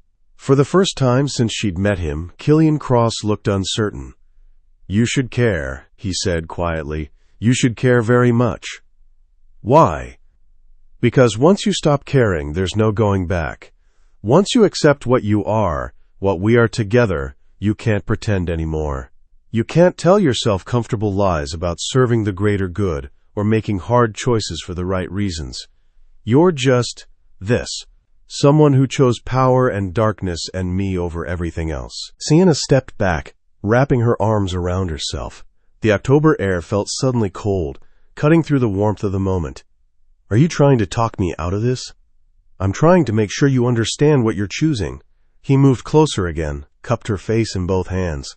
"I don't want you to wake up 6 months from now and hate me for what you've become, for what we've become together. Then don't make me become anything." She met his eyes steadily. "Except that maybe this is who I've always been. Maybe Marcus Trent wasn't a tragic mistake. Maybe I enjoyed breaking him. Maybe I've been looking for someone who could see that darkness and not flinch, someone who could match it. Are you saying I'm that person?" "I'm saying we're both that person, for each other." She pulled his hands away from her face but didn't let go. "You ask what I want. This is what I want. To stop hiding. To stop pretending. To stand beside someone as broken as I am and call it love or obsession or mutual destruction. I don't care what we call it. I just want it to be real." Killian stared at her for a long moment. Then he kissed her again. Harder this time, more certain, like he'd finally made a decision and was committing to it completely. When they broke apart this time, he was smiling. "Partners," he said. "Partners," she agreed. And this time, when they shook hands, it felt like sealing a pact with something far more binding than words. Chapter 5. 3 days. That's how long Sienna and Killian had before everything went to hell. They spent the time working, tracking bank transfers, analyzing communication patterns, building a comprehensive map of Victoria Ashford's network. During the day, they were all business, professional, focused. Passing documents back and forth, occasionally brushing hands in ways that felt both accidental and inevitable. At night, Sienna retreated to her guest room. Killian never asked her to stay in his bed, never pushed for more than that single kiss by the lake. It should have been a relief, maintaining some semblance of boundaries, some distance between professional partnership and something more dangerous. Instead, it felt like torture. Every night she lay in those silk sheets, staring at the ceiling, wondering if he was in his room doing the same, wondering if he thought about her the way she thought about him, wondering what would happen if she just walked down the hall and knocked on his door. She never did. On the third night, Sienna couldn't sleep. She wandered the mansion's hallways, following the sound of piano music to a room she hadn't explored, a music room, all dark wood and velvet curtains, dominated by a black grand piano that gleamed in the lamplight. Killian sat at the keys, playing something melancholy and Russian. He didn't look up when she entered, just kept playing, fingers moving over the keys with the same controlled precision he brought to everything. "Rachmaninoff," he said finally, finishing a phrase. "My mother used to play this, poorly, but with enthusiasm." She said the beauty was in the trying, not the perfection. Sienna leaned against the doorframe, watching his hands. You never told me you played. You never asked. He finished the piece, hands resting on the keys. The silence that followed felt heavy, expectant. Can't sleep? Too many thoughts. Want to talk about them? Not particularly. She moved into the room, settling onto the bench beside him. Close enough to feel the warmth of his body, far enough to maintain the illusion of distance. Play something else. He did something softer this time, a melody she didn't recognize. They sat in comfortable silence, the music filling the space between them with everything they weren't saying. I got a message from my handler today, Sienna said finally. 3 of them, actually, increasingly urgent. They want me to call in, confirm my status.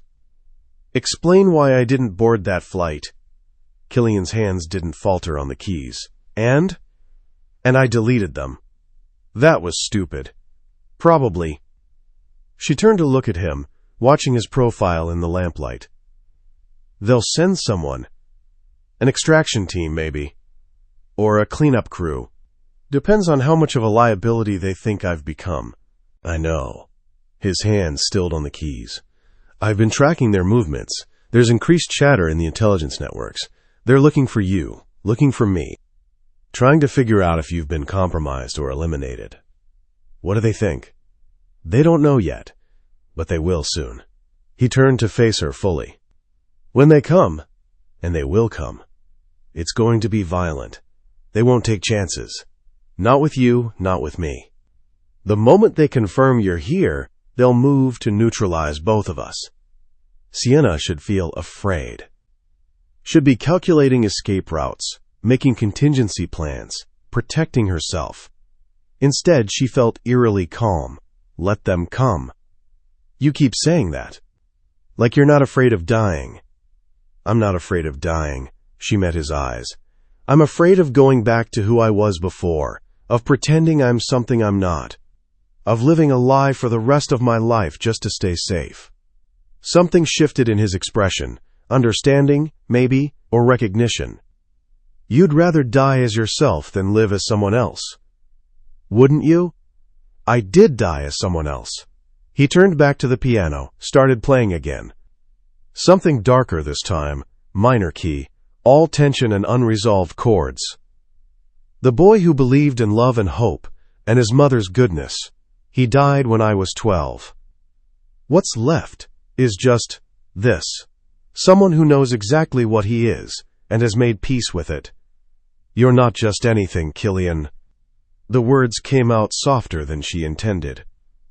You're brilliant, and dangerous, and surprisingly kind when you think no one's watching. You're someone who could have let me walk away that first day, but chose to engage, who could have killed me a dozen times but chose to show me the truth instead. That's not nothing. He stopped playing. The silence felt charged, dangerous. Don't make me into something I'm not. I'm not. I'm seeing you exactly as you are. She reached out, placed her hand over his on the keys. Monster and man. Killer and musician. Someone who's capable of terrible things but chooses when and why to do them. That's more honest than most people ever manage. Killian stared at their joined hands. Then, very carefully, he laced his fingers through hers. Do you know what you do to me? What? You make me want things I gave up wanting a long time ago. Safety, trust, connection. His thumb brushed over her knuckles. You make me wonder if maybe my father was wrong, if maybe there's something worth the vulnerability. Sienna's breath caught. This was the most honest she'd ever heard him, the most human. And is there? I don't know yet. He lifted their joined hands, pressed a kiss to her knuckles. But I'm starting to think I want to find out. The air between them felt electric. Sienna knew this was the moment. The point of no return. She could pull back, maintain distance, keep this partnership professional. Or she could dive in. She leaned in and kissed him. This time, there was nothing gentle about it. Sienna kissed him with all the hunger and desperation and need she'd been suppressing for days. Weeks, if she was honest. Killian responded immediately, hands fisting in her hair, pulling her closer, deeper, like he'd been waiting for permission to stop holding back. His mouth moved to her throat, teeth grazing her pulse point. Sienna gasped, hands sliding under his shirt, feeling the heat of his skin, the lean muscle underneath. He stood in one fluid motion, lifting her with him, and she wrapped her legs around his waist as he carried her out of the music room. "Where?" she started. "My room," he said against her mouth, "unless you want to stop." "Don't stop. Don't you dare stop." His bedroom was all dark walls and massive furniture and windows overlooking the estate. Sienna had a vague impression of expensive sheets and ambient lighting before he laid her down on the bed, following her down, covering her body with his. "Last chance," he murmured against her throat, even as his hands moved under her sweater, sliding over bare skin. "You can still walk away. Go back to your room. Pretend this never happened." "Shut up," Sienna said, pulling him down for another kiss. "Just shut up and touch me." He did. Asterisk, asterisk, asterisk. Afterwards, they lay tangled together in the dark, breathing slowly, returning to normal. Sienna traced lazy patterns on Killian's chest, feeling the steady thrum of his heartbeat under her palm. Outside, rain had started falling, drumming against the windows in a steady rhythm. "That was," she started. "A terrible idea," he finished. "I was going to say inevitable." He laughed softly, the sound vibrating through both of them. "That too." Silence settled, comfortable and warm. Sienna felt more relaxed than she had in years. Like some tension she'd been carrying for so long she'd forgotten it was there had finally released. "Tell me something true," she said. "Something you've never told anyone." Killian's hand stilled on her shoulder. "Why?" "Because I want to know you. The real you. Not the version you show the world. Not the performance. Just you." He was quiet for so long she thought he might not answer. Then, "I'm afraid." Sienna propped herself up on one elbow, looking down at him. "Of what?" "This. You. The fact that for the first time in 20 years, I've let someone close enough to actually hurt me." His hand came up, cupping her face with that same devastating gentleness she was coming to recognize. "My father was right about one thing. Love makes you vulnerable. But he left out the part where it makes you feel alive, where it makes you willing to risk everything just to keep feeling this way." Her breath caught. "You love me? I don't know what I feel." His thumb brushed her cheekbone.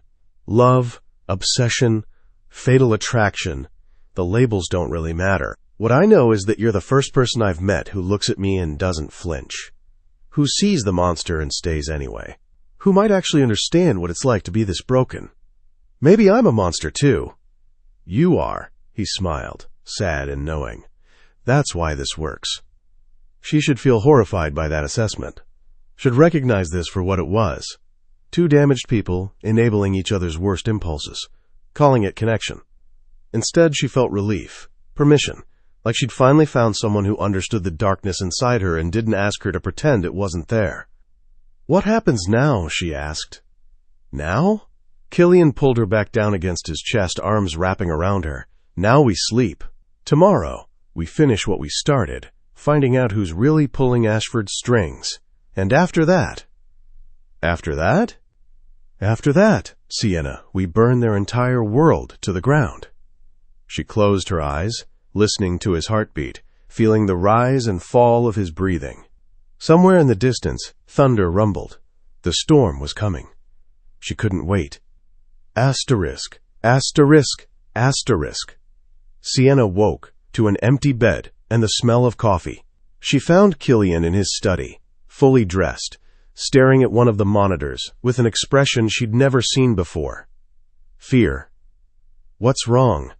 She moved to stand beside him, pulling his shirt around herself. It fell to mid-thigh, smelled like him. He turned the monitor toward her. Security footage from the estate's perimeter showed 3 black SUVs rolling through the gates. Even from this distance, she could see they were armored, professional, moving with military precision. "Your extraction team?" she asked. "Worse." Killian's jaw was tight, every muscle in his body coiled for violence. "Look at the license plates." Sienna squinted at the screen. Diplomatic plates, government issue. Official vehicles that wouldn't show up on any traffic cameras, that could cross borders without inspection, that were essentially invisible to law enforcement. "They're not here for extraction," Killian said quietly. "They're here for cleanup." Her blood ran cold. "What?" "You deleted their messages, went dark. From their perspective, you've been compromised, either turned by me or eliminated. Either way, you're a liability, and they don't leave liabilities alive." He pulled up more footage showing armed men exiting the vehicles, spreading out around the estate with tactical precision. "They're not here to bring you in, Sienna. They're here to kill you, to kill both of us." The implication hit like a physical blow. Her own people, the agency she'd served for years, the handlers she'd trusted, had sent a kill team. "We need to leave, now." Killian was already moving, pulling weapons from hidden compartments in his desk. "I have a safe house in." "No," Sienna's voice was steady, despite the terror flooding her system. "No more running." "Sienna, you said you wanted to burn their world down. So let's burn it down." She moved to stand beside him, looking at the monitors. Armed men moving through the trees surrounding the house, cutting off escape routes. "We know who they are. We know what they want. Let's give it to them." Killian's eyes narrowed. "What are you proposing?" "A trap. They think I'm compromised? Fine. Let's show them exactly how compromised I am. Let me walk out there, hands up, tell them you kidnapped me, held me for 3 days, tried to turn me. I'll be frightened, traumatized, desperate to come home." She smiled, and it was sharp enough to cut. "And while they're focused on me, while they think they've won, you take them down." For a long moment, Killian just stared at her. Then, slowly, he started to smile. "Now you're thinking like a monster," he said. "Good," Sienna replied, "because I'm done pretending to be anything else." He pulled her close, kissed her hard and fast. "If this goes wrong, then we improvise. That's what we do, right? Improvise, adapt, survive." "I need you to understand something." He cupped her face, forcing her to meet his eyes. "If they take you, if this plan fails, and they get you out of here, I will tear this world apart to find you. There is nowhere they can hide you that I won't reach. No hole deep enough, no security tight enough. Do you understand?" The fierce protectiveness in his voice made her chest tight. "I understand." "Good." He released her, started laying out weapons, planning angles of attack. "Then let's show them what happens when they threaten what's mine." Sienna should object to being called his, should assert her independence, her autonomy. Instead, she felt a dark thrill at the possessiveness in his voice, at the certainty that he'd destroy anyone who tried to hurt her. Maybe that made her as broken as him, or maybe it just made them perfect for each other. She dressed quickly in her own clothes, the jeans and sweater from yesterday, now wrinkled from being discarded on his bedroom floor. Mussed her hair, tore her shirt slightly at the shoulder, smudged dirt on her face from the garden. The picture of a hostage, recently freed. Killian watched her transform, something like admiration in his eyes. "You're very good at this. I had an excellent teacher." She caught his hand, squeezed once. "Don't die." "Same to you." Then she walked toward the front door, hands raised, ready to play the role of her life. Outside, the October morning was crisp and clear, the storm from last night having passed. The armed men were already in position. 6 of them, spread out in a tactical formation, weapons raised. Professional, efficient, deadly. The team leader stepped forward, mid-40s, military-bearing, cold eyes that had seen too much. "Dr. Hale, are you injured?" Sienna let her voice shake convincingly. "No, he didn't hurt me, he knew. Everything. He's been watching me since London." Where's Cross now? Inside. His study? He thinks she swallowed hard, playing frightened and ashamed. He thinks he's converted me, thinks I'm on his side now. The team leader's expression didn't change, but something flickered in his eyes. Calculation, assessment, and are you? This was the moment. The test. Sienna met his gaze steadily, channeled every ounce of training, every lesson in manipulation she'd ever learned. I'm a professional, she said quietly. I did what I had to do to survive, but I need to come home, please. I need to come home. A pause. Then, take her. Two operatives moved forward. Sienna didn't resist as they zip-tied her hands, started leading her toward one of the SUVs. She'd expected this. They couldn't trust her yet. Not until they'd debriefed her, verified her story, confirmed she hadn't been turned. What she hadn't expected was the needle. It slid into her neck before she could react, cold and sharp and immediately flooding her system with something that made her knees buckle.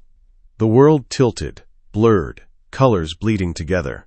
Sorry, Dr. Hale, the team leader said as darkness claimed her, but we can't take any chances. The last thing Sienna saw before consciousness fled was the mansion, Killian somewhere inside, and the terrible knowledge that their plan had just fallen apart. Chapter 6. Sienna woke strapped to a chair in a room she didn't recognize. Concrete walls. Single, bare bulb overhead. No windows. The air smelled like mildew and old blood and fear. The universal scent of interrogation rooms around the world. Her head throbbed where they'd injected her, and her mouth tasted like copper and chemicals. She tested the restraints carefully. Zip ties around her wrists, secured to the chair arms. More around her ankles. Professional work. Tight enough to restrict movement, but not tight enough to cut off circulation. They wanted her conscious and able to answer questions. That was almost a relief. If they'd wanted her dead immediately, she'd already be gone. Ah, you're awake. The voice came from behind her, cultured and feminine. Footsteps clicked on concrete. Then a woman stepped into view. Blonde, mid-40s, expensive suit that looked absurdly out of place in this dingy room. Dr. Hale, or should I say former Dr. Hale, given your recent career choices. Sienna tried to turn her head, but the woman moved around to face her. Victoria Ashford in the flesh. She looked exactly like her photographs, beautiful in a cold surgical way, like someone who'd had minor imperfections smoothed away until nothing remotely human remained. Where am I? Sienna's voice came out hoarse. Somewhere safe. Somewhere Cross can't reach you. Victoria pulled up a chair, sat facing Sienna like they were having tea instead of conducting an interrogation. Though I suspect he's not looking very hard, are you? I suspect you walked into our custody quite willingly. I don't know what you're talking about. Please. Victoria's smile was thin, sharp. I've been doing this for 20 years. I can spot a turned asset from a mile away. The question is, did Cross turn you through fear or through something more intimate? Sienna kept her face neutral, revealing nothing, but Victoria's smile widened. Ah, intimate then. How predictable. She leaned back, crossing her legs with deliberate elegance. Let me tell you what's going to happen. You're going to tell me everything Cross knows about our operation. Every conversation you had, every file he showed you, every piece of information he's gathered. And in exchange, I'll make your death quick. Sienna's blood ran cold, but she kept her voice steady. You're going to kill me either way. Of course, you're compromised beyond repair. The moment you chose Cross over the mission, you became a liability. Victoria pulled out a slim silver case, extracted a cigarette. But she lit it with an expensive lighter, took a long drag. If you cooperate, I'll make it painless, humane even. A single shot to the head, quick and clean. If you don't, she let the sentence hang, pregnant with implication. I have people who are very good at extracting information through less pleasant means. People who can keep you alive and conscious for days while they work. People who consider pain an art form. Another drag on the cigarette. So, what will it be, Dr. Hale? An easy death or a hard one? Sienna looked into Victoria's cold blue eyes and saw nothing but calculation. This woman would torture her without hesitation, without remorse, without a single sleepless night afterward. She was everything Sienna had once aspired to be, completely detached, perfectly professional, utterly ruthless. The realization should have terrified her. Instead, it made her angry. Why? Sienna asked, buying time to think. Why go to all this trouble? What do you really want from Killian? Victoria studied her for a long moment, as if deciding whether to answer. Then she shrugged. Why not? You'll be dead soon anyway. She tapped Ash on the concrete floor. The same thing everyone wants from people like Cross. Control. He has resources, connections, infrastructure that we need for an upcoming operation. When he refused to cooperate, we decided to break him, make him desperate enough, vulnerable enough, that he'd have no choice but to work with us. By framing him for Manchester. Among other things, Manchester was, unfortunate, collateral damage in a larger game. She said it so casually, like 47 dead civilians meant nothing. But you complicated things. Cross was supposed to trust you, confide in you, let you into his inner circle so you could systematically destroy him from within. Instead, he figured you out immediately and turned the whole operation back on us. So you're cutting your losses. Exactly, you're the loss I'm cutting. Victoria stood, smoothing her suit. I'll give you an hour to think about cooperation. After that, we begin phase 2. I suggest you use the time wisely. She left. The door slammed shut, the lock engaging with a heavy click. Sienna sat in the silence, testing the restraints again. The zip ties were industrial strength, the kind that required wire cutters to remove. The chair was bolted to the floor. The room was soundproof. No windows, ventilation through a ceiling grate she couldn't reach. She was completely, utterly trapped. And Killian had no idea where she was. Or did he? She thought about the tracking device he'd mentioned, the one he'd placed in her borrowed clothes. But those clothes were back at the estate. She was wearing the jeans and sweater from yesterday, the ones she'd worn out to meet the extraction team. Unless, Sienna felt a flutter of hope, Killian was nothing if not thorough. If he'd put a tracker in her borrowed clothes, he'd probably put one in everything she owned by now. The question was whether it was still transmitting. Whether he was already on his way. Whether he'd get here before Victoria's people started cutting pieces off her. Time crawled past. Sienna counted her breaths, stayed calm, ran through every escape scenario she could imagine. None of them ended well. She needed help. Needed Killian. Needed to believe he was coming. The door opened again. Not Victoria this time. 2 men, both large, both carrying equipment that made Sienna's stomach turn. A car battery with jumper cables. Knives of various sizes. A blowtorch. All the tools of professional torture laid out with clinical precision. Last chance, the first man said. He had a Boston accent, dead eyes, hands that had clearly done this before. Tell us what Cross knows, and we'll skip straight to the bullet. Sienna met his gaze steadily. Thought about Killian's hands on her skin, his whispered promises, the way he'd looked at her like she was something precious. Thought about Marcus Trent and Manchester and all the lies she'd been told. Thought about the woman she'd been and the woman she'd become. Go to hell, she said clearly. The man smiled. It wasn't a nice smile, wrong answer. He moved toward her with the knife. The warehouse wall exploded. Everything happened at once. Concrete and dust and the deafening roar of shaped charges. The explosion threw both men backward, debris raining down. Sienna squeezed her eyes shut against the dust, felt the concussive force of the blast even through the concrete walls. Then came the gunfire. Automatic weapons, Tactical precision shouted orders. Men in black tactical gear poured through the breach in the wall, weapons raised. Sienna's would-be torturers went down in seconds, neat holes appearing in their foreheads before they could even reach for their guns. And then Killian was there. He moved through the chaos like a force of nature, gun in one hand, knife in the other, taking down anyone who got between him and Sienna. His face was splattered with blood. Not his, she hoped, and his eyes were absolutely feral. "You came!" Sienna gasped as he cut through her restraints with swift, efficient movements. "Always." He pulled her to her feet, steadied her when she swayed. "Can you walk?" "I can run." "Good, because we're not done." He handed her a gun, cold, heavy, loaded. Sienna took it without hesitation, checked the chamber, flicked off the safety.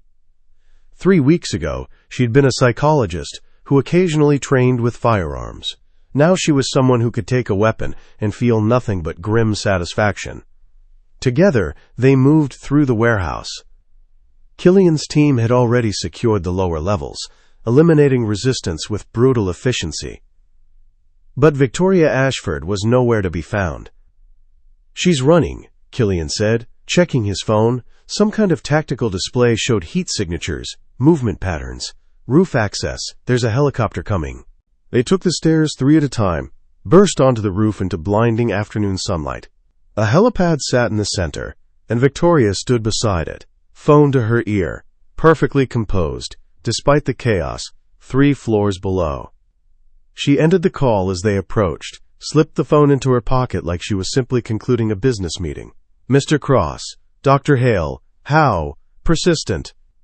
"It's over," Sienna said, raising her weapon. Her hands were steady, her voice calm. "Your operation's blown. Your people are dead or captured. Surrender." Victoria laughed, genuinely laughed, the sound bright and utterly incongruous with the situation. "Surrender? To you? To a second-rate psychologist who couldn't even complete a simple assassination mission? I don't think so." She pulled her own gun, small, elegant, chrome-plated, pointed it directly at Sienna's chest. Time seemed to slow. Sienna saw Victoria's finger tighten on the trigger. Saw Killian move beside her, too slow, too far away to intercept. Saw her own death in the barrel of that gun. She fired first. The recoil kicked her hand back. The shot was clean, precise, exactly where she'd aimed. Center mass, right through Victoria's heart. The chrome gun clattered to the concrete. Victoria looked down at the blood blooming across her expensive suit, expression shifting from shock to something that might have been respect. "Well," she managed, voice wet and gurgling, "looks like Cross really did turn you." She collapsed. Sienna stood there, gun still raised, hands not shaking. She'd killed before, in training, in simulations, even once in the field when an operation went sideways. But this was different. This time, she'd felt nothing, no hesitation, no remorse, no horror at taking a human life. Just cold, efficient necessity. Killian's hand on her shoulder brought her back. "Sienna." She lowered the gun slowly, turned to look at him. "I killed her." "Yes." "I didn't hesitate." "No." His hand moved to cup her face, thumb brushing her cheekbone. "How do you feel?" Sienna searched inside herself for guilt, for shock, for any of the emotions she should be feeling. Found nothing but a strange, hollow satisfaction. "I feel like I just did what needed to be done." Something flickered in Killian's eyes. Understanding, recognition, maybe even pride. "Welcome to my world." "I've been in your world for weeks now." She holstered the gun, suddenly exhausted. "I think I just finally admitted it to myself."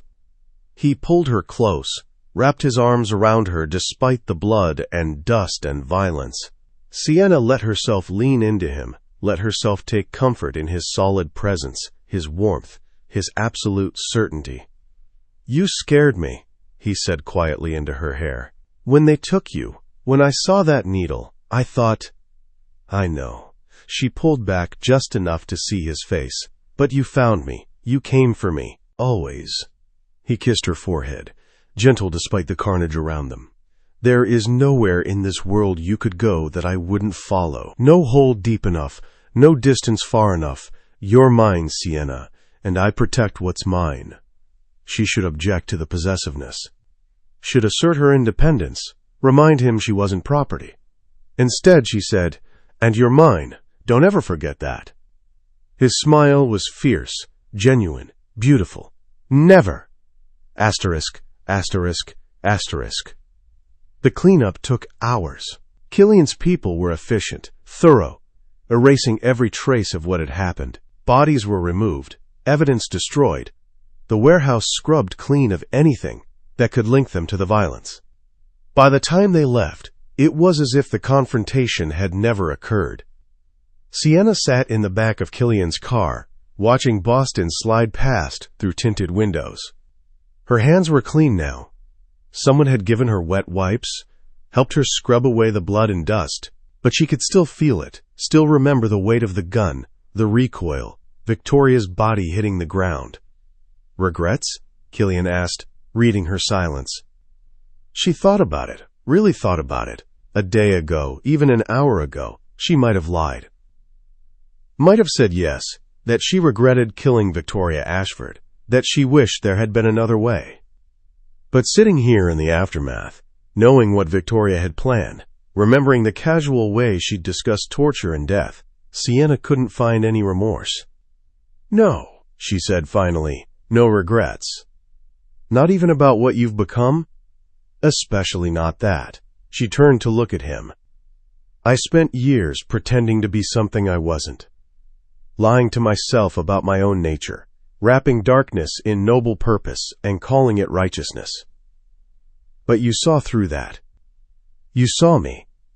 And you didn't ask me to change or hide or pretend. I saw a kindred spirit." His hand found hers, laced their fingers together.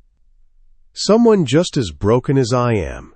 Someone who might actually understand." "Do you think we're broken?" The question was genuine, curious. "Or just honest about what we are? Does it matter?" "No."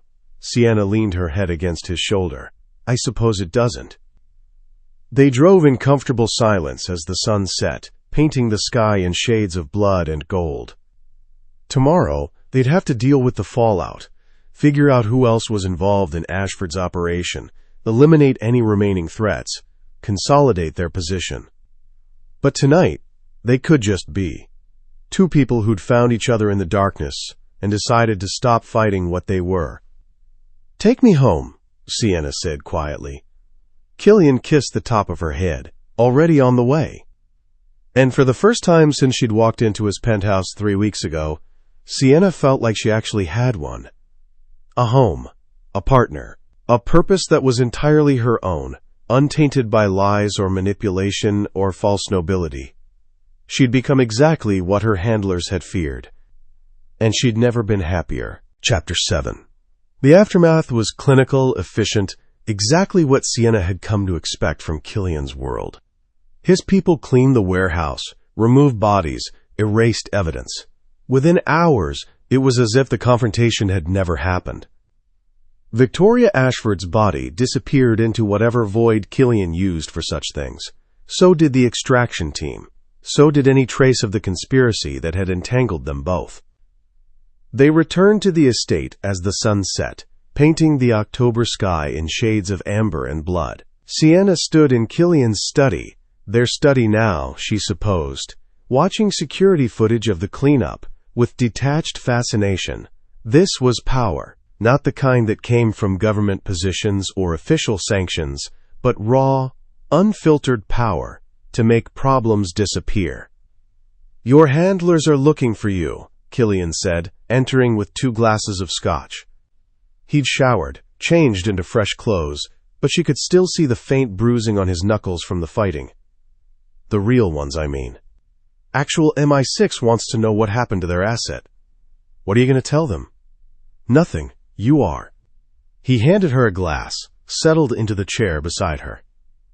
You have a choice to make, Sienna. You can go back. Tell them Victoria Ashford went rogue, that you were caught in the middle, that you barely escaped with your life. They'll debrief you, Maybe put you on administrative leave for a while, but eventually you'll return to your normal life. Or you stay with me. Help me run this empire. Use your skills for something more lucrative than government service. He paused, swirling the scotch in his glass. Fair warning, staying means becoming exactly what they trained you to fight. There's no going back from that. Sienna sipped her drink, letting the burn ground her. A week ago, even 3 days ago, she might have hesitated. Might have clung to some last shred of her old identity.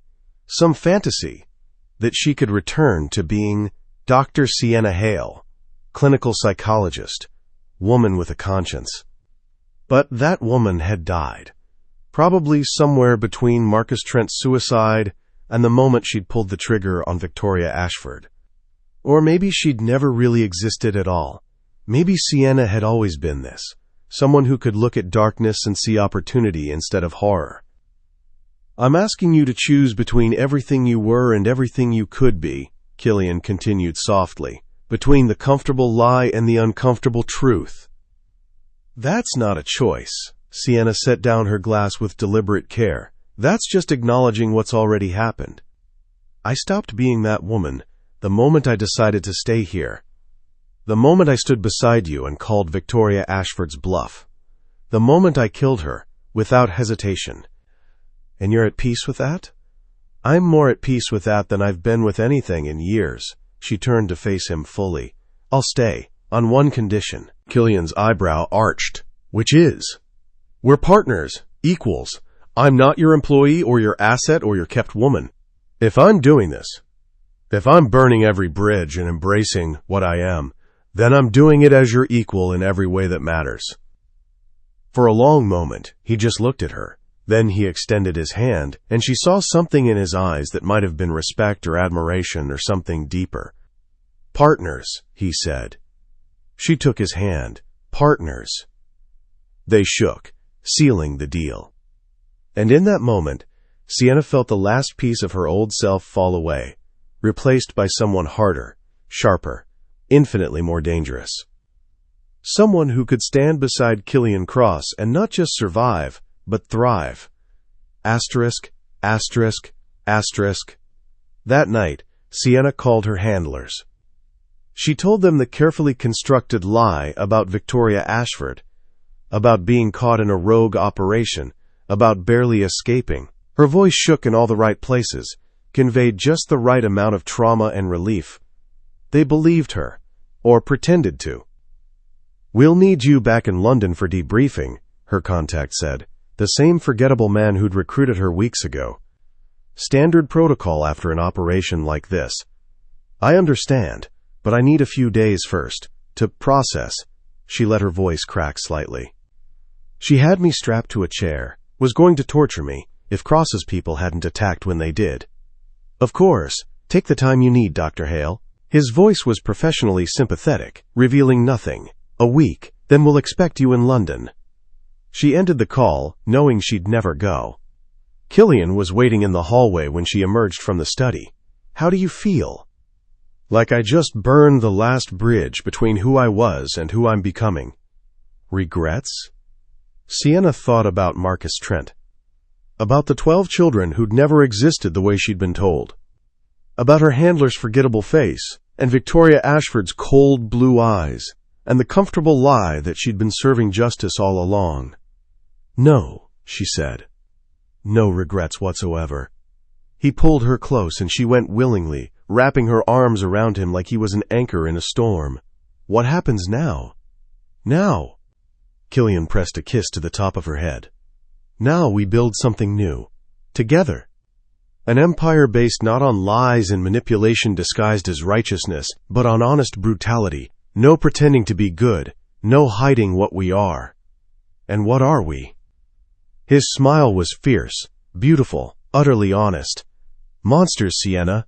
Beautiful, terrible monsters who found each other in the dark and decided to stop apologizing for it. She should have been horrified by that assessment.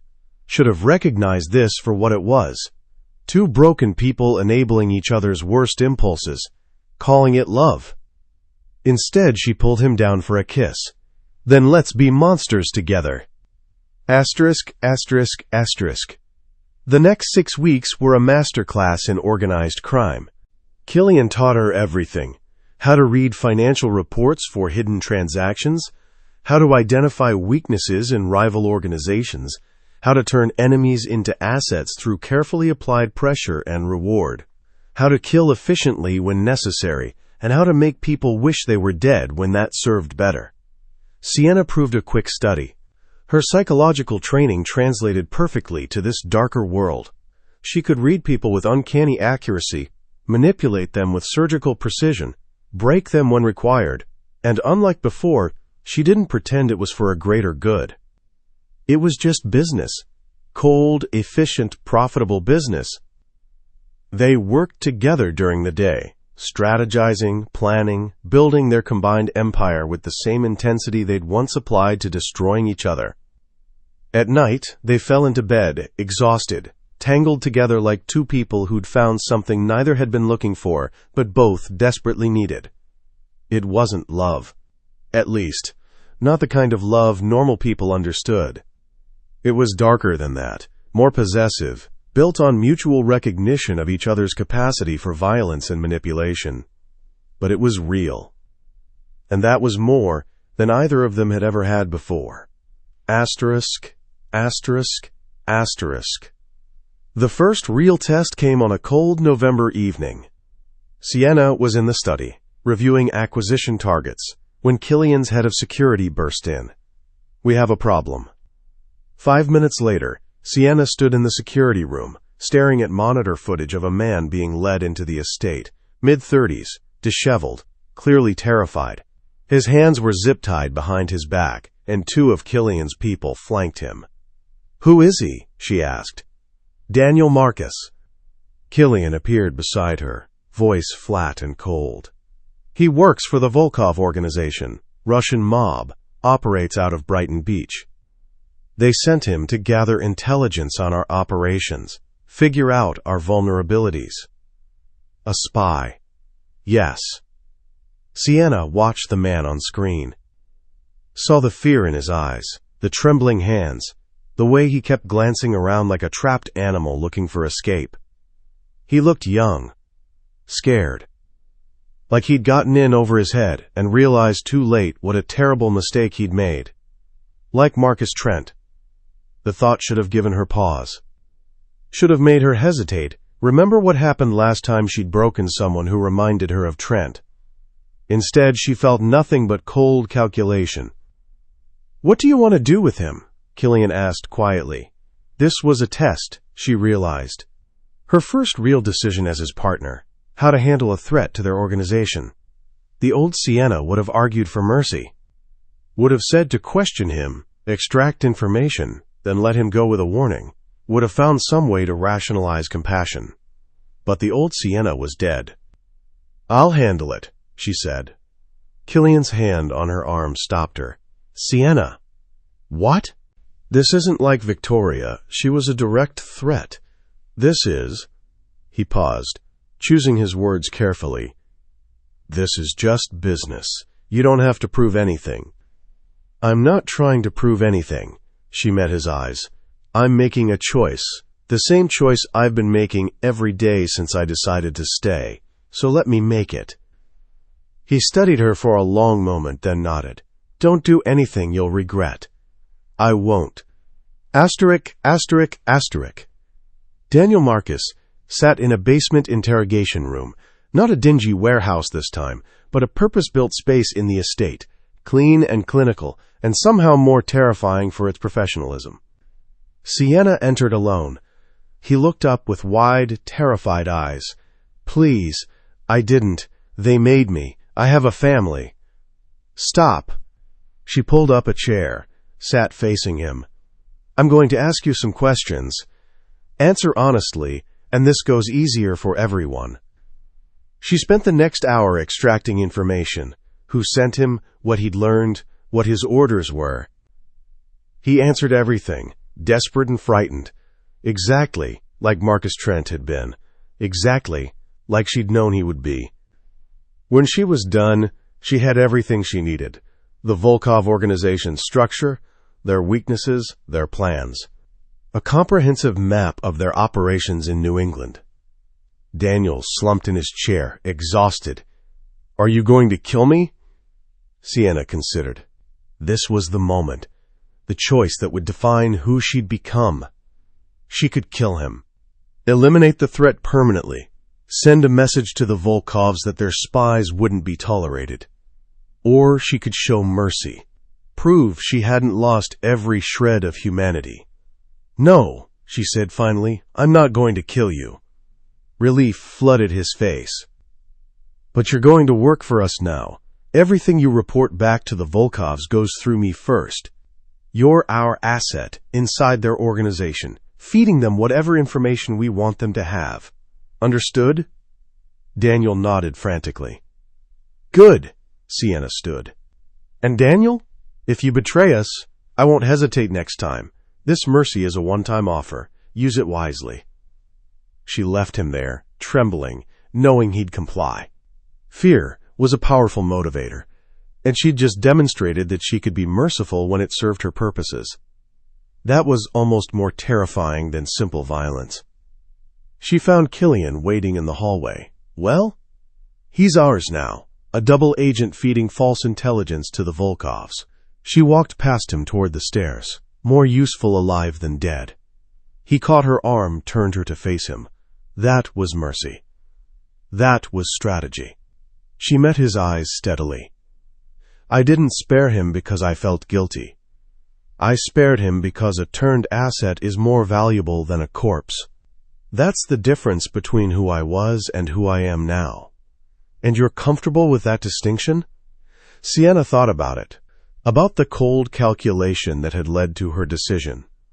About the fact that she'd felt nothing but professional satisfaction at turning an enemy into a tool. "Yes," she said honestly, "I'm completely comfortable with it.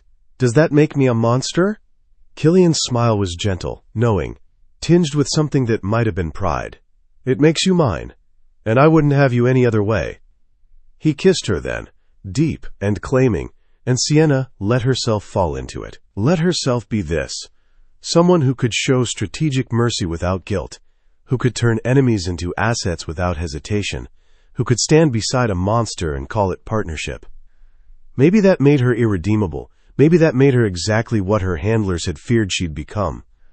But as Killian lifted her into his arms and carried her upstairs, as she wrapped herself around him and lost herself in sensation and certainty, Sienna couldn't bring herself to care. She'd made her choice, and she was living with it. Gladly. Asterisk, asterisk, asterisk.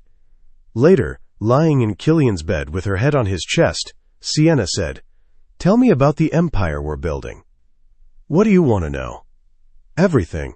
I want to understand all of it. Not just the parts you think I can handle or the pieces you think I should know. Everything." He was quiet for a moment, fingers tracing idle patterns on her shoulder. Then he began to talk. He told her about the legitimate businesses that served as fronts, the offshore accounts and shell corporations, the network of contacts that spanned from Boston to Moscow to Hong Kong, the delicate balance of power between various criminal organizations, each with their own territories and specialties. He told her about the weapons shipments and the drug routes and the money laundering operations that moved billions through the global financial system, about the politicians on his payroll and the law enforcement officials who looked the other way, about the empire he'd built from nothing, brick by bloody brick. And Sienna listened, absorbing it all, already thinking about improvements and efficiencies and new opportunities, already planning how she could contribute, how her skills could be applied to this darker purpose. "You're not horrified," Killian observed. "Should I be?" "Most people would be. I'm not most people, not anymore." She propped herself up on one elbow, looking down at him. "I'm your partner, your equal. That means understanding every aspect of what we do, even the ugly parts, especially the ugly parts." What happened to the woman who wanted to save the world? She realized the world didn't want saving, it wanted to be understood. Accepted for what it really is. Not some noble human endeavor, but a brutal competition for resources and power. Sienna traced his jaw with one finger. And I decided I'd rather be someone who understands that reality and uses it than someone who pretends it isn't true while serving people who exploit it anyway. Killian caught her hand, pressed a kiss to her palm. I think I'm falling in love with you. The admission caught her off guard. He'd never said anything like that before, never put a label on what they had, what they were to each other. You think? She tried to keep her voice light, but her heart was pounding. I don't have much experience with love, don't really know what it feels like, but, he paused, choosing his words carefully, what I feel for you is more than possession, more than partnership. When you were taken, when I thought I might lose you, something in me broke that I didn't know could break. And when I found you, when I held you, I felt more whole than I felt since I was 12 years old. Sienna's breath caught. Killian, if that's not love, I don't know what is. He pulled her down, kissed her softly. So yes, I think I'm falling in love with you. I think I have been since you walked into my penthouse, with your professional polish, and your hidden darkness, and your absolutely terrible lies. She laughed, the sound watery. They weren't terrible lies. You're just unnaturally good at reading people. True, he smiled against her mouth. So, are you going to say it back, or make me suffer? Sienna pulled back just enough to see his face, saw the vulnerability there, the fear beneath the bravado. This terrifying man who ran a criminal empire and killed without hesitation was afraid she didn't feel the same way. I love you, she said simply. I don't know when it happened or how. Maybe when you showed me the truth instead of killing me. Maybe when you came for me even though it was dangerous. Maybe it's been building since that first session when you saw through everything I was trying to do and called me on it. She kissed him. But I love you. However broken, however dark, however wrong, I love you. Even knowing what I am, what we are together? Especially knowing that. She settled back against his chest. Because you're the only person who's ever looked at my darkness and didn't ask me to hide it. Who saw the monster and said, come stand beside me. They lay in comfortable silence, listening to the rain that had started falling against the windows. Outside, the world turned on as always. People living their ordinary lives, never knowing that two monsters had found each other and called it love. Partners? Killian murmured. Partners, Sienna agreed, in everything. And wrapped in his arms, listening to his heartbeat, Sienna finally understood what home felt like. Chapter 8. 6 months after Sienna Hale walked into Killian Cross's penthouse intending to break him, she stood at the floor-to-ceiling windows of their Boston penthouse, the same one where they'd first met, watching the city glitter in the winter darkness. The apartment had been redecorated. No more dust sheets, no more hollow emptiness. Now it was theirs, filled with art they'd chosen together, furniture that served function and comfort rather than just intimidation, small touches that made it a home rather than a showpiece. The chess set sat on the glass table, a game in progress. They played most evenings now, sometimes for hours, neither keeping score anymore because the game itself had become more important than winning. Sienna barely recognized the woman she'd been 6 months ago. Dr. Sienna Hale, clinical psychologist, MI6 asset, woman with a conscience. That person felt like a stranger now. Someone she'd known briefly and left behind without regret. Thinking? Killian's voice came from behind her, warm and familiar. Always. She didn't turn, just felt him move to stand beside her, both of them reflected in the glass against the city lights. Do you ever wonder what would have happened if I'd never come here, if they'd sent someone else? Every day, his arm slipped around her waist, pulling her against his side. I'd probably still be alone, still convinced that connection was weakness, still hiding from everything that makes life worth living. And I'd still be lying to myself, she leaned into him, pretending I was good while doing terrible things, pretending the guilt was enough to make me human, pretending I wasn't exactly what I've always been. What's that? A monster who found her matching monster. She turned to face him, hands sliding up his chest. Do you regret it? Any of it? Killian's smile was soft, genuine, completely honest. Not for a single second. Asterisk, asterisk, asterisk. The empire they'd built together was vast, efficient, brutal in its precision. Killian handled the operational side, logistics, enforcement, strategic planning. Sienna managed the psychological aspects, reading people, manipulating networks, turning enemies into assets with surgical precision. Together, they were unstoppable. The legitimate businesses provided cover and cash flow. The offshore accounts and shell corporations moved money through the global financial system, like water through pipes. And underneath it all, the darker operations that funded everything, weapons, drugs, information, whatever commodity commanded the highest price. It wasn't noble. It wasn't righteous. But it was honest in a way Sienna's old life had never been. They didn't pretend to be saving the world, didn't wrap their darkness in noble purpose. They simply acknowledged what they were and operated accordingly. Predators in a world full of prey, taking what they wanted because they could. And Sienna had never felt more free. Asterisk, Dutch. The meeting with Viktor Volkov happened at midnight in a warehouse by the docks. Neutral ground, both sides heavily armed, tension thick enough to cut. Sienna stood beside Killian as they entered, matching his confidence step for step. 6 months ago, she would have been terrified. Now she felt only cold calculation and the certainty that she belonged here. Viktor Volkov himself was waiting, 60s, silver-haired, eyes like chips of ice. He looked at Sienna with undisguised interest, taking in her expensive suit, her confident posture, the way she stood shoulder to shoulder with Killian rather than behind him. So this is the woman who turned the great Killian cross. His English was flawless, accent barely there. I heard rumors, didn't believe them. She didn't turn me, Killian said easily. We turned each other. Charming, romantic even. Victor's smile didn't reach his eyes, but ultimately irrelevant to our business. Which is? Sienna asked, speaking for the first time, asserting her right to participate in this negotiation as Killian's equal. Victor's eyebrows rose slightly, but he answered, territory. Your recent expansion into Brighton Beach has created friction with our operations. We need to discuss boundaries. What followed was 2 hours of careful negotiation. Victor was sharp, ruthless, but ultimately pragmatic.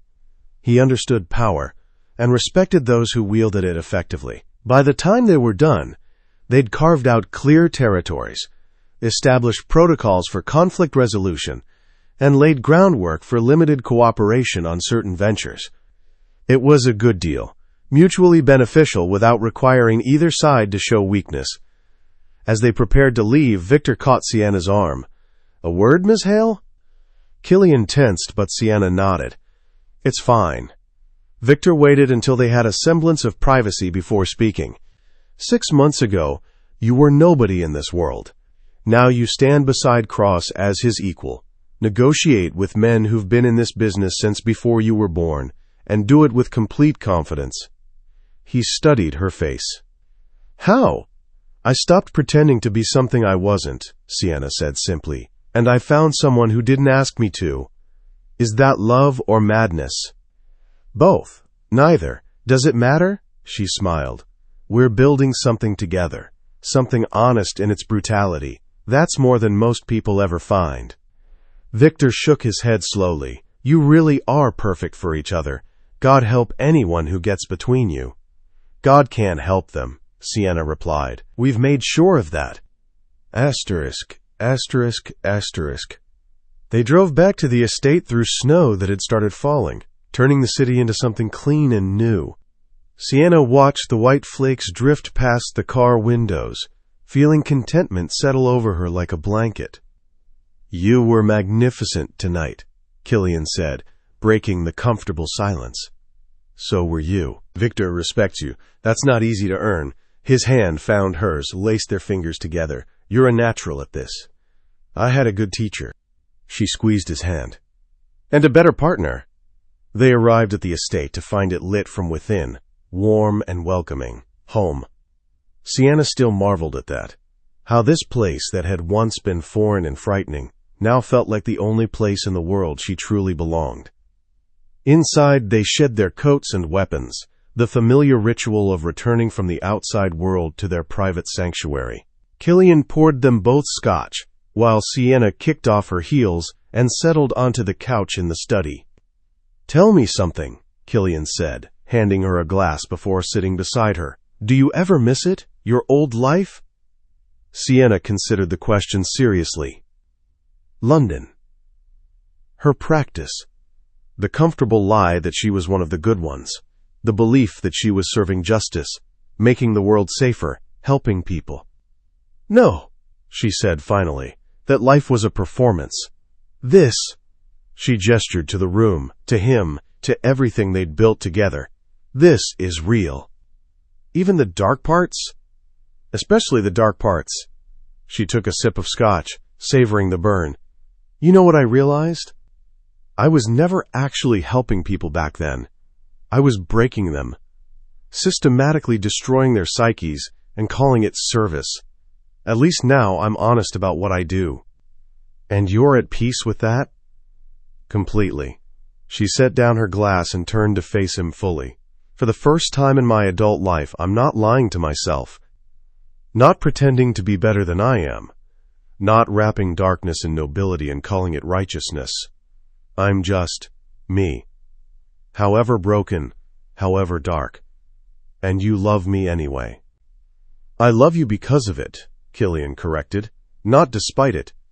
He pulled her close, and she settled against his chest, listening to his heartbeat. "You're the only person I've ever met who matches me, who understands this life, this darkness, and chooses it willingly rather than falling into it.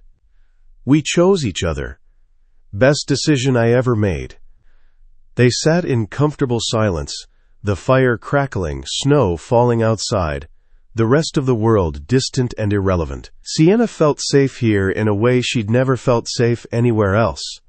Protected not just physically, but emotionally, by someone who knew every dark corner of her soul and loved her for it rather than despite it. "I have something for you," Killian said finally, pulling away slightly. "What?" He stood, moved to his desk, retrieved a small wooden box. When he returned and opened it, Sienna's breath caught. Inside was a ring. Not an engagement ring. They were both too cynical for that traditional performance. But something else. A black diamond set in platinum, beautiful and dark and perfect. "What is it?" she asked softly. "A promise." He took the ring out, held it up to the firelight where it caught, and refracted the glow into 1,000 tiny shadows. "Not of forever. We both know forever's a lie. But of now. Of this. Of us choosing each other every single day, not because we should, but because we want to." Sienna held out her hand, and he slipped the ring onto her finger. It fit perfectly. Of course it did. Killian never did anything halfway. "You were supposed to break me," he said quietly, still holding her hand. "Turn me into something you could control, something your handlers could use. Instead, you became something I can't imagine living without. Is that love?" "I think so. I don't have much experience with it, but—" He looked up, met her eyes. "What I feel for you is more than possession, more than partnership. It's knowing that if something happened to you, if I lost you, I'd burn the entire world down trying to get you back. Is that love or obsession?" "Both," Sienna said, pulling him down for a kiss. "And I feel exactly the same way. Asterisk, asterisk, asterisk." Later, lying in bed with Killian's arm around her and his steady breathing in her ear, Sienna thought about the journey that had brought her here. From that first meeting in the penthouse, to the chess games, to the revelation at his estate. From partners in investigation, to partners in crime, to partners in everything that mattered. She thought about Marcus Trent hanging from a bedsheet, about Victoria Ashford bleeding out on a roof, about all the people she'd broken and manipulated and used in the name of justice.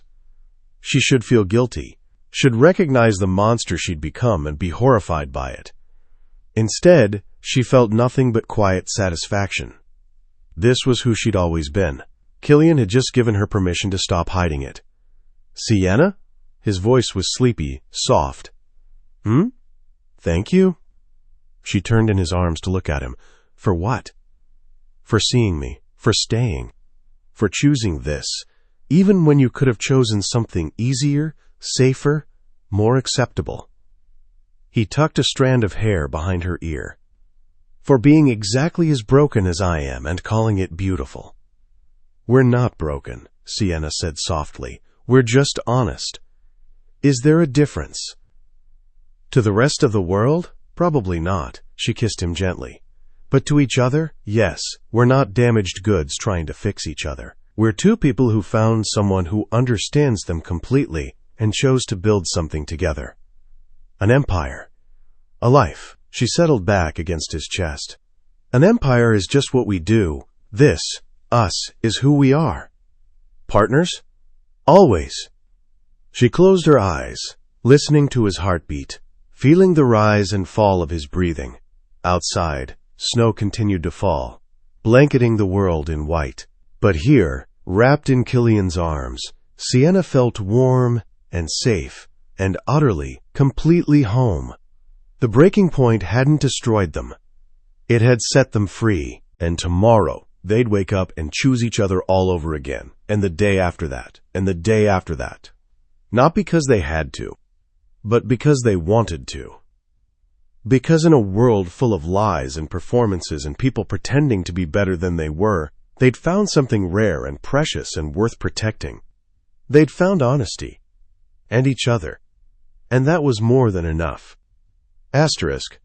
Asterisk. Asterisk. The next morning, Sienna woke to find Killian already up, standing at the window overlooking the snow-covered estate. She watched him for a moment, this beautiful, terrible man who'd seen past all her defenses and loved what he found there. Planning something? She asked. He turned, smiled. Always. Come here. She wrapped a sheet around herself and joined him at the window. He pulled her against his side, and they looked out at the winter landscape together. What are you thinking about? She asked. The future. What we're building. Where we go from here. He glanced down at her. We've spent 6 months consolidating power, eliminating threats, establishing our position. Now we need to decide what we do with it. What do you want to do? Expand. Carefully, strategically. There are opportunities in Europe, in Asia. Markets that are ripe for what we offer. He paused. But I won't do any of it without you. We're partners. Equals. That means we make these decisions together. Sienna thought about it. About the empire they could build, the power they could accumulate, the legacy they could create, not for some noble purpose or greater good, but simply because they could, because they were good at it, because it was honest. Let's do it, she said. Let's build something that lasts. An empire? A dynasty. She turned in his arms, looked up at him.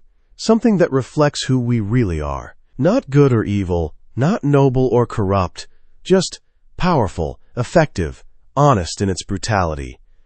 Killian's smile was fierce and beautiful. I knew I chose the right partner. You didn't choose me. I chose you. She kissed him. And I'd make the same choice 1,000 times over.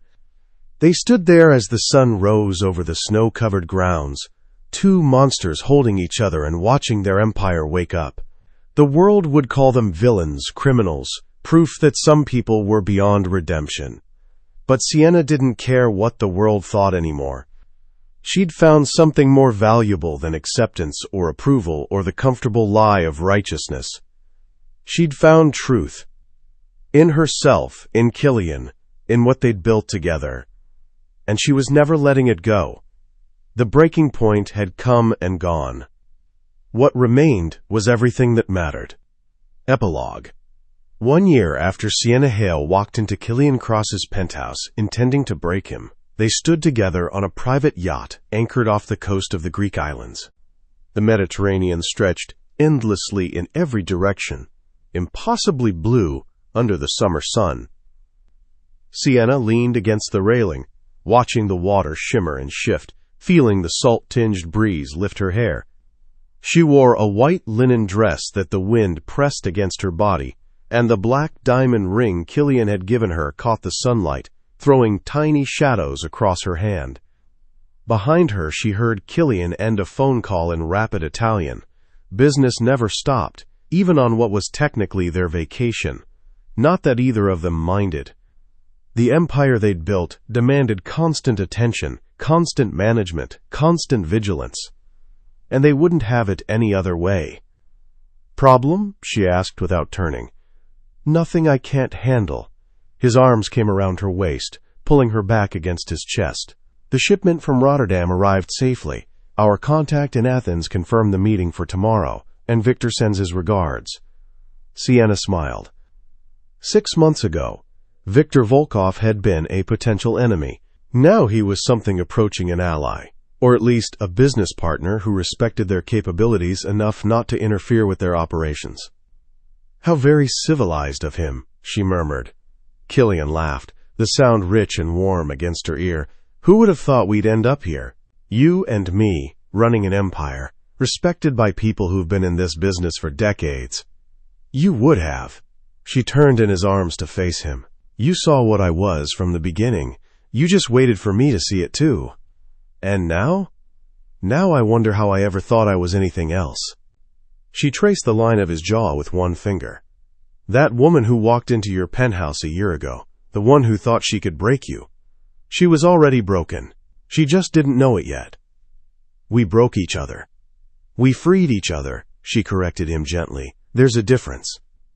They stood in comfortable silence, swaying slightly with the gentle motion of the yacht. Around them, the crew moved with quiet efficiency, maintaining the vessel, preparing lunch, giving them the illusion of privacy despite being surrounded by people. "I got an email this morning," Sienna said finally, "from someone claiming to be from MI6, asking if I'd consider coming back. Said they'd made mistakes in their handling of the Victoria Ashford situation. Offered me a full reinstatement with back pay and a promotion." Killian's arms tightened fractionally around her. And I deleted it without responding. She met his eyes. "That life is over. I'm not going back to pretending I'm something I'm not for any amount of money, or official sanction, or false nobility." "You're sure?" "Completely." She kissed him softly. "I chose you. I chose this. I chose truth over comfortable lies. That's not a decision I'm ever going to regret. Even knowing what it's cost you? What you've become." Sienna considered the question seriously. In the past year, she'd killed 3 people, cleanly, efficiently, without hesitation. She'd manipulated dozens more, turned enemies into assets, broken those who needed breaking, and rewarded those who proved useful. She'd built an empire on blood and calculation and absolute refusal to compromise, and she'd never slept better in her life. "What I've become," she said slowly, "is honest. I'm not pretending to be good while doing terrible things. I'm not wrapping darkness in nobility. I'm just this. Someone who understands how the world really works and operates accordingly." "A monster. A realist," she smiled. "And your partner. That's more important than any label the world wants to put on us." Killian pulled her closer, and they swayed together in the Mediterranean sun, 2 people who'd found each other against all odds and built something that defied every convention. Asterisk, asterisk, asterisk.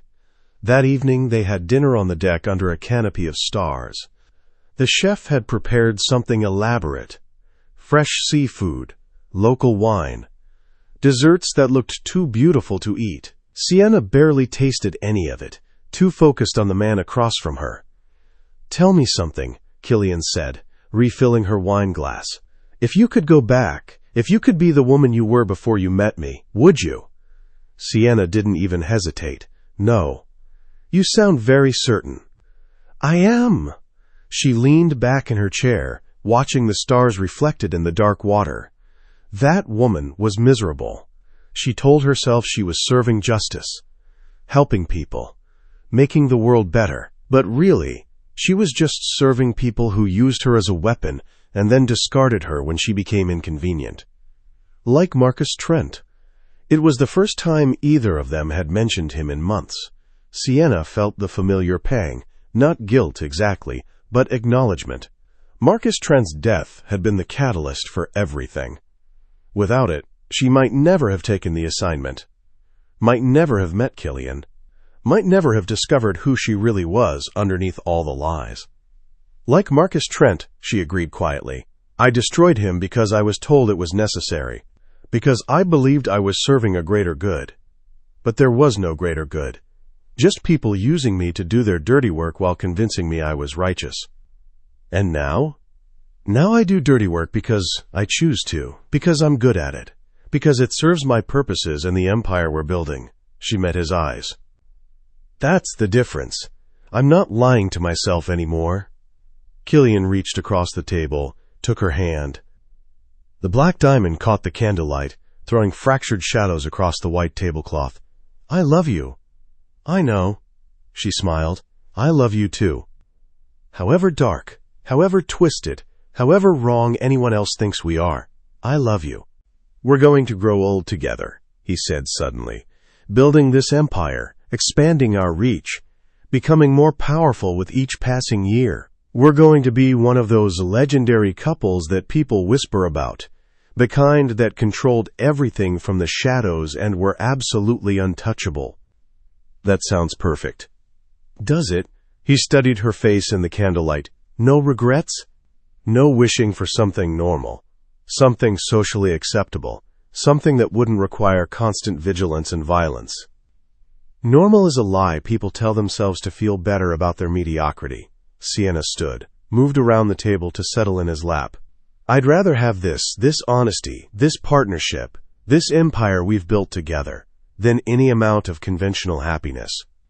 He kissed her then, deep and claiming, and she lost herself in it, lost herself in him, in them, in everything they'd become together.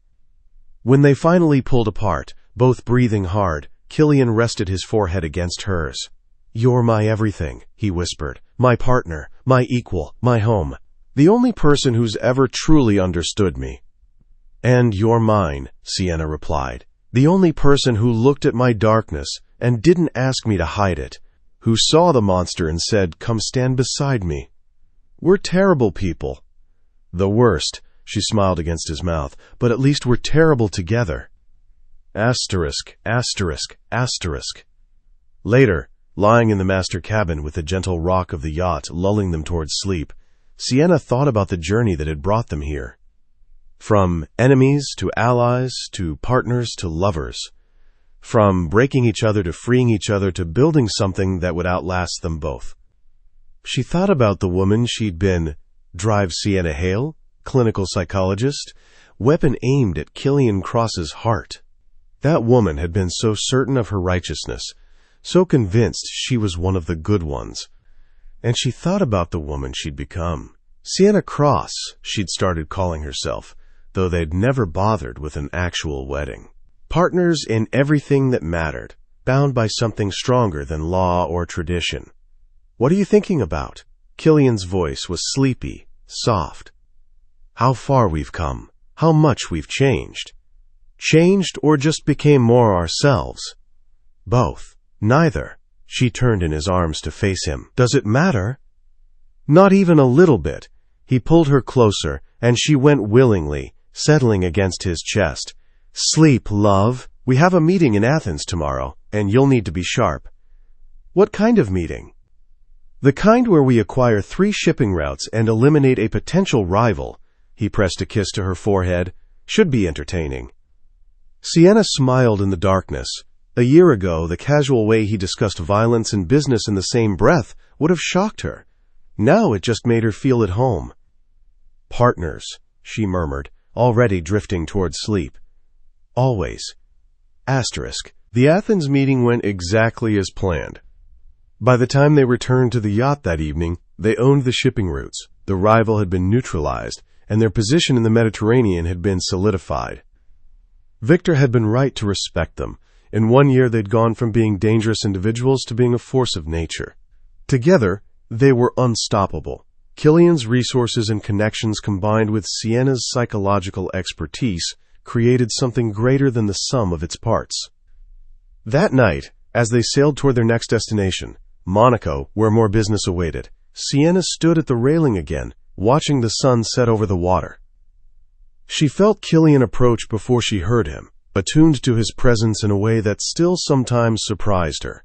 His arms came around her, familiar and comforting, and she leaned back against him.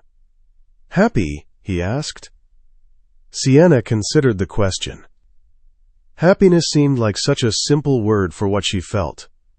It didn't capture the complexity of choosing darkness and finding freedom in it. It didn't encompass the fierce joy of building an empire with someone who understood her completely. It didn't convey the deep satisfaction of finally being honest about what she was. But it was close enough. "Yes," she said, "I'm happy." "Good." He tightened his arms around her.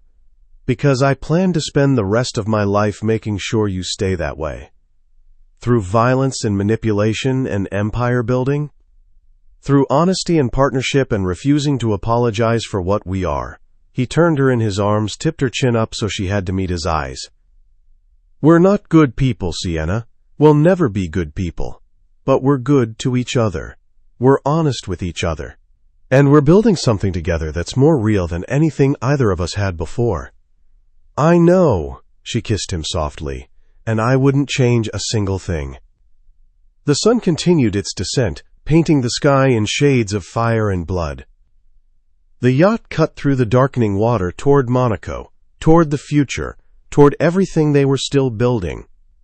And standing on the deck in Killian's arms, Sienna felt more at peace than she'd ever felt in her life.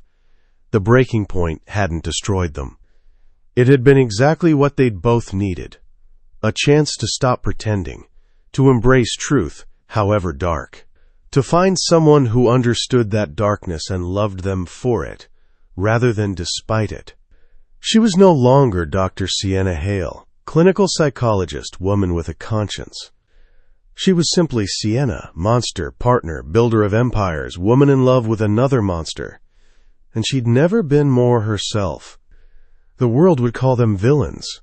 History would remember them as criminals.